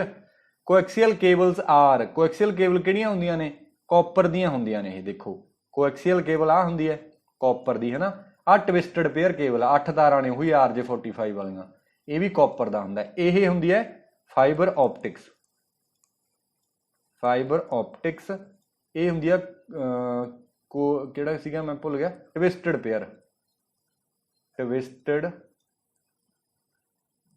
Pair cable. ਇਹ ਦੋ ਤਰ੍ਹਾਂ ਦੀ ਹੁੰਦੀ ਹੈ, UTP ਤੇ STP। UTP ਹੁੰਦਾ ਹੈ ਅਨਸ਼ੀਲਡਡ ਟਵਿਸਟਡ ਪੇਅਰ, ਤੇ STP ਆਪਾਂ ਨੂੰ ਪਤਾ ਆਪਣੇ ਕੋਲ ਹੁੰਦਾ ਸ਼ੀਲਡਡ ਟਵਿਸਟਡ ਪੇਅਰ। ਯਾਦ ਰੱਖਣੀ ਹੈ ਗੱਲ, ਕਲੀਅਰ ਹੈ। ਸੋ ਇਹਦੇ ਵਿੱਚ ਡੇਟਾ ਹੈ ਜਿਹੜਾ ਲਾਈਟ ਦੀ ਫਾਰਮ ਦੇ ਵਿੱਚ ਟਰੈਵਲ ਕਰਦਾ ਹੈ, data in the farm of light. ਇਹ ਬਹੁਤ ਇੰਪੋਰਟੈਂਟ ਹੈ ਕਿ ਫਾਈਬਰ ਆਪਟਿਕਸ ਦੇ ਵਿੱਚ ਮੀਡੀਅਮ ਕਿਹੜਾ ਡੇਟਾ ਦਾ, ਲਾਈਟ, ਲੇਜ਼ਰ ਲਾਈਟ ਜਾਂ ਲਾਈਟ, ਲੇਜ਼ਰ ਲਾਈਟ, ਕਲੀਅਰ। ਤਾਂ ਕੋਐਕਸੀਅਲ ਕੇਬਲ ਆਪਾਂ ਨੂੰ ਪਤਾ ਕਾਪਰ ਦੀ ਹੁੰਦੀ ਹੈ। Bluetooth is example of, Bluetooth ਇੱਕ ਪੈਨ ਦੀ ਐਗਜ਼ਾਮਪਲ ਹੈ। ਪੈਨ ਹੁੰਦਾ personal area, LAN local area, ਵੈਨ ਵਾਈਡ ਏਰੀਆ, M ਹੁੰਦਾ ਮੈਨ ਹੁੰਦਾ ਮੈਟਰੋਪੋਲੀਟਨ ਏਰੀਆ, ਠੀਕ ਹੈ। ਪਰਸਨਲ ਏਰੀਆ ਨੈਟਵਰਕ ਹੁੰਦਾ ਜਿਹੜਾ 10 ਮੀਟਰ ਤੱਕ ਹੁੰਦਾ। ਬਲੂਟੁੱਥ ਅਨੇਬਲ ਡਿਵਾਈਸ ਆ। ਇਨਫਰਾਰੈਡ, ਇਨਫਰਾਰੈਡ ਜਿਵੇਂ ਇਨਫਰਾਰੈਡ ਨਹੀਂ ਹੁੰਦਾ, ਆਪਾਂ ਨੇ ਘਰੇ ਰਿਮੋਟ ਵਗੈਰਾ ਯੂਜ਼ ਕਰਦੇ ਹਾਂ, ਉਹਨਾਂ 'ਚ ਇਨਫਰਾਰੈਡ ਵੇਵਜ਼ ਹੁੰਦੀਆਂ ਨੇ ਜਿਹੜੀਆਂ ਲਾਈਨ ਆਫ ਸਾਈਟ, ਜੇ ਅਸੀਂ ਸਿੱਧਾ ਕਰਾਂਗੇ ਤਾਂ ਚੱਲੂ AC ਬਣੀ, ਜੇ ਟੇਢਾ ਕਰਾਂਗੇ ਤਾਂ ਨਹੀਂ ਚੱਲੂਗਾ, ਕਲੀਅਰ। ਅਗਲਾ ਕੁਐਸਚਨ ਆ ਗਿਆ, what is web browser. Web browser ਕੀ ਹੈ? ਇਹ program that can display web page. ਇਹ ਤਾਂ ਬਿਲਕੁਲ ਠੀਕ ਹੈ, ਵੈਬ ਬਰਾਊਜ਼ਰ ਪ੍ਰੋਗਰਾਮ ਹੈ ਜਿਹੜਾ ਡਿਸਪਲੇ ਕਰਦਾ ਵੈਬ ਪੇਜਸ ਨੂੰ। ਇਹ program use to view HTML document, ਇਹ ਵੀ ਠੀਕ ਆ। It enable us to access the resource of internet, ਇਹ ਵੀ ਠੀਕ ਆ। ਤਾਂ ਸਾਰੇ ਹੀ ਠੀਕ ਨੇ ਇਹਦੇ, ਤੇ ਇਹ ਵੈਬ ਬਰਾਊਜ਼ਰ ਹੁੰਦਾ, ਇਹਦੀਆਂ ਸਾਰੀਆਂ ਗੱਲਾਂ ਠੀਕ ਨੇ। ਅਗਲਾ ਬੜਾ ਸੌਖਾ ਕੁਐਸਚਨ ਆ ਗਿਆ, ਕਹਿੰਦਾ put the following unit of storage into correct order starting with the smallest unit and going to the largest. ਤਾਂ ਐਂ ਬਣਾ ਲਿਓ, ਪਹਿਲਾਂ ਸਾਰਿਆਂ ਤੋਂ ਛੋਟਾ, ਫਿਰ ਉਸ ਤੋਂ ਵੱਡਾ, ਫਿਰ ਉਸ ਤੋਂ ਵੱਡਾ। ਬਸ ਇੱਥੋਂ ਇੰਨੇ ਕੁ ਨਾਲ ਕਲੀਅਰ ਹੋ ਜੂਗੇ, ਸਮੋਲੈਸਟ ਟੂ ਲਾਰਜੈਸਟ ਲਿਖਣਾ। ਮੈਂ ਯੂਨਿਟ ਦੱਸ ਦਿੰਦਾ, ਸਭ ਤੋਂ ਪਹਿਲਾਂ ਬਿਟ ਹੁੰਦਾ, ਫਿਰ ਨਿਬਲ, ਫਿਰ ਬਾਈਟ, ਕਿਲੋਬਾਈਟ, ਮੈਗਾਬਾਈਟ, ਗੀਗਾਬਾਈਟ, ਟੈਰਾਬਾਈਟ, ਫਿਰ ਪੈਟਾਬਾਈਟ, ਐਗਜ਼ਾਬਾਈਟ, ਜੈਟਾਬਾਈਟ ਤੇ ਯੋਟਾਬਾਈਟ। ਲਾਸਟ ਵਾਲੇ ਯਾਦ ਰੱਖਣੇ ਵਾਲੇ ਸੌਖੇ ਨੇ, ਪੈਜੀ, ਪੈਜੀ, ਪੈਟਾ, ਐਗਜ਼ਾ, ਜੈਟਾ ਤੇ ਯੋਟਾ। Smallest unit of memory bit ਹੈ, ਇਹਨਾਂ ਦੇ ਵਿੱਚੋਂ ਲਾਰਜੈਸਟ ਯੂਨਿਟ ਯੋਟਾ ਹੈ। ਬਟ ਜੇ ਕੋਈ 4 ਦੇ ਜਿਵੇਂ ਮੰਨ ਲਓ ਆਹ 4 ਪੁੱਛ ਲਏ, ਇਹਨਾਂ ਚੋਂ ਸਮੋਲੈਸਟ ਫਿਰ K ਵੀ ਹੋ ਜੂ, ਲਾਰਜੈਸਟ T ਵੀ ਹੋ ਜੂ। ਇਹ ਕੁਐਸਚਨ ਪੁੱਛ ਸਕਦਾ ਆਪਣੇ ਤੋਂ। ਤੇ ਨਿਬਲ ਕੀ ਹੁੰਦਾ? Combination of 4 bits, combination of 4 bits. ਤੇ ਬਾਈਟ ਕੀ ਹੁੰਦਾ? Combination of 8 bits. ਤੇ 1K ਵੀ ਆਪਾਂ ਪੜ੍ਹ ਚੁੱਕੇ ਹਾਂ ਆਲਰੇਡੀ, ਪਤਾ ਹੀ ਹੈ 1K ਵੀ 1024 ਬਾਈਟਸ ਦੇ। ਤੇ ਜੇ 1 MB ਜਾਈਏ ਤਾਂ 1024, 1000 ਗਲਤ ਨਹੀਂ ਹੋ ਗਿਆ, ਦੁਬਾਰਾ ਲਿਖ ਦੇਣਾ, 1024 ਕਿਲੋਬਾਈਟਸ ਤੇ। ਅਸੀਂ ਅੱਗੇ ਦੀ ਅੱਗੇ ਜਾਈ ਜਾਵਾਂਗੇ, ਜਿਵੇਂ 1 GB ਲਿਖਾਂਗੇ ਉਹ 1024 MB ਦੇ ਬਰਾਬਰ ਹੋ ਜਾਊਗਾ। ਤਾਂ ਸਾਰਿਆਂ ਤੋਂ ਛੋਟਾ ਫਿਰ ਬਿਟ ਹੈ, 1 ਨੰਬਰ ਇਹਦਾ, ਕਿਉਂਕਿ ਛੋਟੇ ਤੋਂ ਵੱਡੇ ਤੇ ਜਾਣਾ। 2 ਨੰਬਰ ਫਿਰ ਆਪਣੇ ਕੋਲੇ ਹੈਗਾ ਬਾਈਟ, ਨਿਬਲ ਹੈ ਨਹੀਂ। ਫਿਰ ਹੈਗਾ ਕਿਲੋਬਾਈਟ 3 ਨੰਬਰ, ਤੇ 4 ਨੰਬਰ ਹੈਗਾ ਮੈਗਾਬਾਈਟ, 5 ਨੰਬਰ ਹੈਗਾ ਗੀਗਾਬਾਈਟ, ਤੇ 6 ਨੰਬਰ ਹੈਗਾ ਟੈਰਾਬਾਈਟ। ਤੇ ਐਂਡ ਤੇ ਆਊਗਾ ਡੀ ਕਿਹੜਿਆਂ 'ਚ ਹੈ? 1 'ਚ ਹੀ C ਆਨਸਰ ਹੈ। ਦੇਖਣ ਦੀ ਵੀ ਲੋੜ ਨਹੀਂ ਕੋਈ, ਠੀਕ ਹੈ, ਬੜੇ ਸ਼ਾਰਟਕਟ ਤਰੀਕੇ ਨਾਲ ਕੰਮ ਹੋ ਸਕਦਾ ਹੈ ਜੇ ਦਿਮਾਗ ਲਾਓਗੇ, ਜਿੱਤੇ ਨੌਲੇਜ ਹੋਵੇ। ਧਿਆਨ ਨਾਲ ਕੰਮ ਕਰਨਾ। ਮੈਂ ਤੁਹਾਨੂੰ ਵਾਰੀ ਕਹਿ ਰਿਹਾ ਵੀ ਤੁਸੀਂ ਘਬਰਾਉਣਾ ਤਾਂ ਬਿਲਕੁਲ ਵੀ ਨਹੀਂ, ਐ ਨਹੀਂ ਸੋਚਣਾ ਵੀ ਮੈਨੂੰ ਕੁਛ ਆਉਂਦਾ ਨਹੀਂ। ਤੁਸੀਂ ਇਹ ਸੋਚੋ ਵੀ ਮੈਨੂੰ ਹੀ ਆਉਂਦਾ, ਫੱਟੇ ਚੱਕ ਦਿਆਂਗੇ ਆਪਾਂ, ਠੀਕ ਹੈ। C answer. ਇਹ ਕੁਐਸਚਨ ਆਇਆ ਹੋਇਆ ਹੈਗਾ ਅੰਗਣਵਾੜੀ ਵਾਲੇ ਪੇਪਰ 'ਚ, ਬਹੁਤ ਵਧੀਆ ਕੁਐਸਚਨ ਲੱਗਦਾ ਮੈਨੂੰ ਇਹ। The identification given to a computer connection in internet network is known as. ਕਹਿੰਦਾ ਇੰਟਰਨੈਟ ਤੇ ਕੰਪਿਊਟਰ ਕਾਹਦੇ ਨਾਲ ਆਈਡੈਂਟੀਫਾਈ ਹੁੰਦਾ? ਤਾਂ ਉਹ IP ਐਡਰੈਸ ਹੁੰਦਾ। IP ਐਡਰੈਸ ਕੀ ਕਰਦਾ, यूनीकली ਆਇਡੈਂਟੀਫਾਈ ਕਰਦਾ ਕੰਪਿਊਟਰਸ ਨੂੰ ਇੰਟਰਨੈਟ ਤੇ। ਬਹੁਤ ਸੌਖਾ ਕੁਐਸਚਨ ਹੈ, ਬਟ ਮੈਂ ਦੱਸ ਦਿੰਨਾ ਕੰਪਿਊਟਰ ਦੇ ਵਿੱਚ 4 ਤਰ੍ਹਾਂ ਦੇ ਐਡਰੈਸ ਹੁੰਦੇ ਨੇ, physical address, logical address, port address ते वैब स्पैसिफिक एड्रैस। ठीक है, 4 तरह के बेसिकली अपने को IP एड्रैस होंगे ने, सॉरी IP एड्रैस नहीं, 4 तरह के कंप्यूटर के एड्रैस होंगे ने, physical address, logical address, port address and web specific address. Physical address है ना जिहड़ा, इनू आपां हार्डवेयर एड्रैस भी बोलते हैं तो इनू मैक एड्रैस भी बोलते हैं, इसनू NIC कार्ड एड्रैस आपां पढ़िया सी ना पिछे जे पिछले क्वेश्चन 48 बिट का होंगे, 6 बाइट का हो सकता है। उवें ही लॉजिकल एड्रैस नूं IP एड्रैस, ये दो तरह का होंगे, IPv4 ते IPv6। जिहड़ा IPv4 है 32 बिट का या 4 बाइट का हो सकता है। देखो बिट नूं आपां बाइट च किवें कन्वर्ट करते हैं, एक बाइट दे विच 8 बिट होंदियां ने, तां 32 बिट दे विच कितनियां बाइट होणगीਆਂ, 32 डिवाइड बाय 8, क्योंकि 8 की ग्रुपिंग है तो 4 बाइट, तो 128 बिट का तो 16 बाइट का। सिमिलरली पोर्ट एड्रैस 16 बिट का या 2 बाइट का। क्लीयर हुई गल। फिजिकल एड्रैस है जिहड़ा ये लोकली यूनीक होंदा है, लोकली यूनीक, तो लॉजिकल एड्रैस है ग्लोबली यूनीक। ਇਹਦਾ मतलब की है, मतलब ये लोकली लैन ते काम करता, लोकल एरिया नैटवर्क दे विच ही यूनीक चलदा, ये पूरी दुनिया ते काम करता। पोर्ट एड्रैस हुंदा है, port address is mainly use to identify the different types of the services running inside a computer. एक कंप्यूटर दे विच बहुत सारियां सर्विसेज चलदियां ने, उन्हां नूं आइडेंटिफाई करन दे लई पोर्ट एड्रैस हुंदा है। ते पोर्ट एड्रैस ते लॉजिकल एड्रैस मिल के किहड़ा एड्रैस बनाउंदे ने, सॉकेट एड्रैस।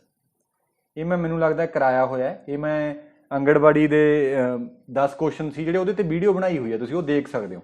उहदे विच मैं सारे क्वेश्चन डिटेल च कराए हुए ने, आ ड्रैसिंग बारे बहुत डिटेल च दस्सिया होया, प्रैक्टिकल चीज़ां कराईयां होईयां ने। जे टाइम हैगा तो वो देख सकते हो, आंगणवाड़ी वाली वीडियो है, कढ़ के देख सकते हो।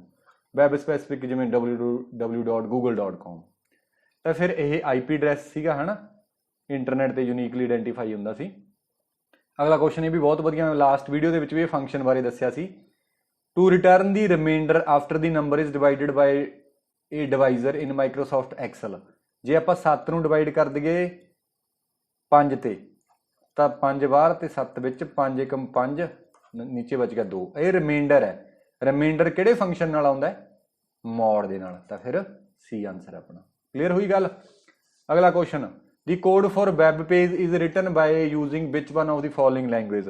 कहना वैब पेज नूं डिजाइन करने लई किहड़ी लैंग्वेज, ਜਾਂ वैब पेज डिजाइन करने वास्ते किहड़ी लैंग्वेज वरती जाती है, ਜਾਂ कोड किहड़ी लैंग्वेज दे विच लिखिया जाऊगा वैब पेज डिजाइन करने वास्ते, तां इन्हां चों HTML hyper text markup language. होर किहड़ियां लैंग्वेज ने जिहड़ियां वैब पेज डिजाइन करने लई वरतियां जांदियां ने, इन्हां दी मैं लिस्ट दित्ती हुई है, तुसीं देख सकते हो। क्लीयर। अगला क्वेश्चन है, in order to tell MS Excel that a formula is being entered in a cell with होना सी ते with which of the following operation must be operation begin. इत्थे टाइपिंग मिस्टेक लगती है, with which one of the following operator होना सी, हाँ operator ही मैं पढ़ी ऑपरेशन रहा, ठीक है, इसलिए मिस्टेक कर रहा मैं। Following operator must be operation begin, कहता एक्सल दे विच फॉर्मूला नूं शुरू करन दे लई किहड़ा ऑपरेटर वरतिया जांदा, तां याद रखना है इक्वल टू, ते रेंज दे लई मान लो A1 तो लैके A10 तक आप रेंज कॉलन दे नाल, ये भी क्वेश्चन पूछा गया, A1 तो A10 दे तक कॉलन सिंबल काहदे वास्ते है, रेंज वास्ते। क्वेश्चन आया होया बहुत बारी कि रेंज डिफाइन करने के लिए किहड़ा सिंबल है, कॉलन। क्लीयर। अगला क्वेश्चन है, Firefox is a type of, Firefox की है, कि ऑपरेटिंग सिस्टम है, नहीं, कंपाइलर भी नहीं, IP एड्रैस भी नहीं है, ब्राउजर है। Firefox is a browser. ये बहुत तरह के वैब ब्राउजर अपने को अवेलेबल ने, जिवें opera, Google Chrome, safari, Mozilla Firefox, internet explorer ते माइक्रोसॉफ्ट एज। ये दो जिहड़े माइक्रोसॉफ्ट एज ते इंटरनेट एक्सप्लोरर ने, ये Windows they which by default होंदे ने, माइक्रोसॉफ्ट दे ने ये बाय डिफॉल्ट इन विंडो। गल याद रखनी, ठीक है। गूगल क्रोम एक ब्राउजर है, तो कला गूगल कह दईए आपां सर्च इंजन है। मैं बारी बारी दस रहा, गलत नहीं करके आउणा। सर्च इंजन है, सर्च इंजन की हुंदे ने, एक वैबसाइट जिहड़ी इंटरनेट दे विचों डेटा नूं सर्च करन दे लई वरती जांदी है। पानी की टैंकी वर्गी है। वो टैंकी बंद कर दो। ठीक है, आवाज आउंदी होनी थोनों भी विच डिस्टर्ब जिहा होई जावांगे एवें यार, कि रोकदे आ थोड़ा जिहा, चल ਚੱਲਣ ਦੇ कुछ नहीं ਹੁੰਦਾ, ਉੱਚੀ ਬੋਲਦੇ ਆਪਾਂ। ਅੱਗੇ ਹੈਗਾ the formula is equal to sum a1 to b10 in ms excel means। देखो excel ਦੇ ਵਿੱਚ ਆਹ ਹੈ a1 a ਤੇ b,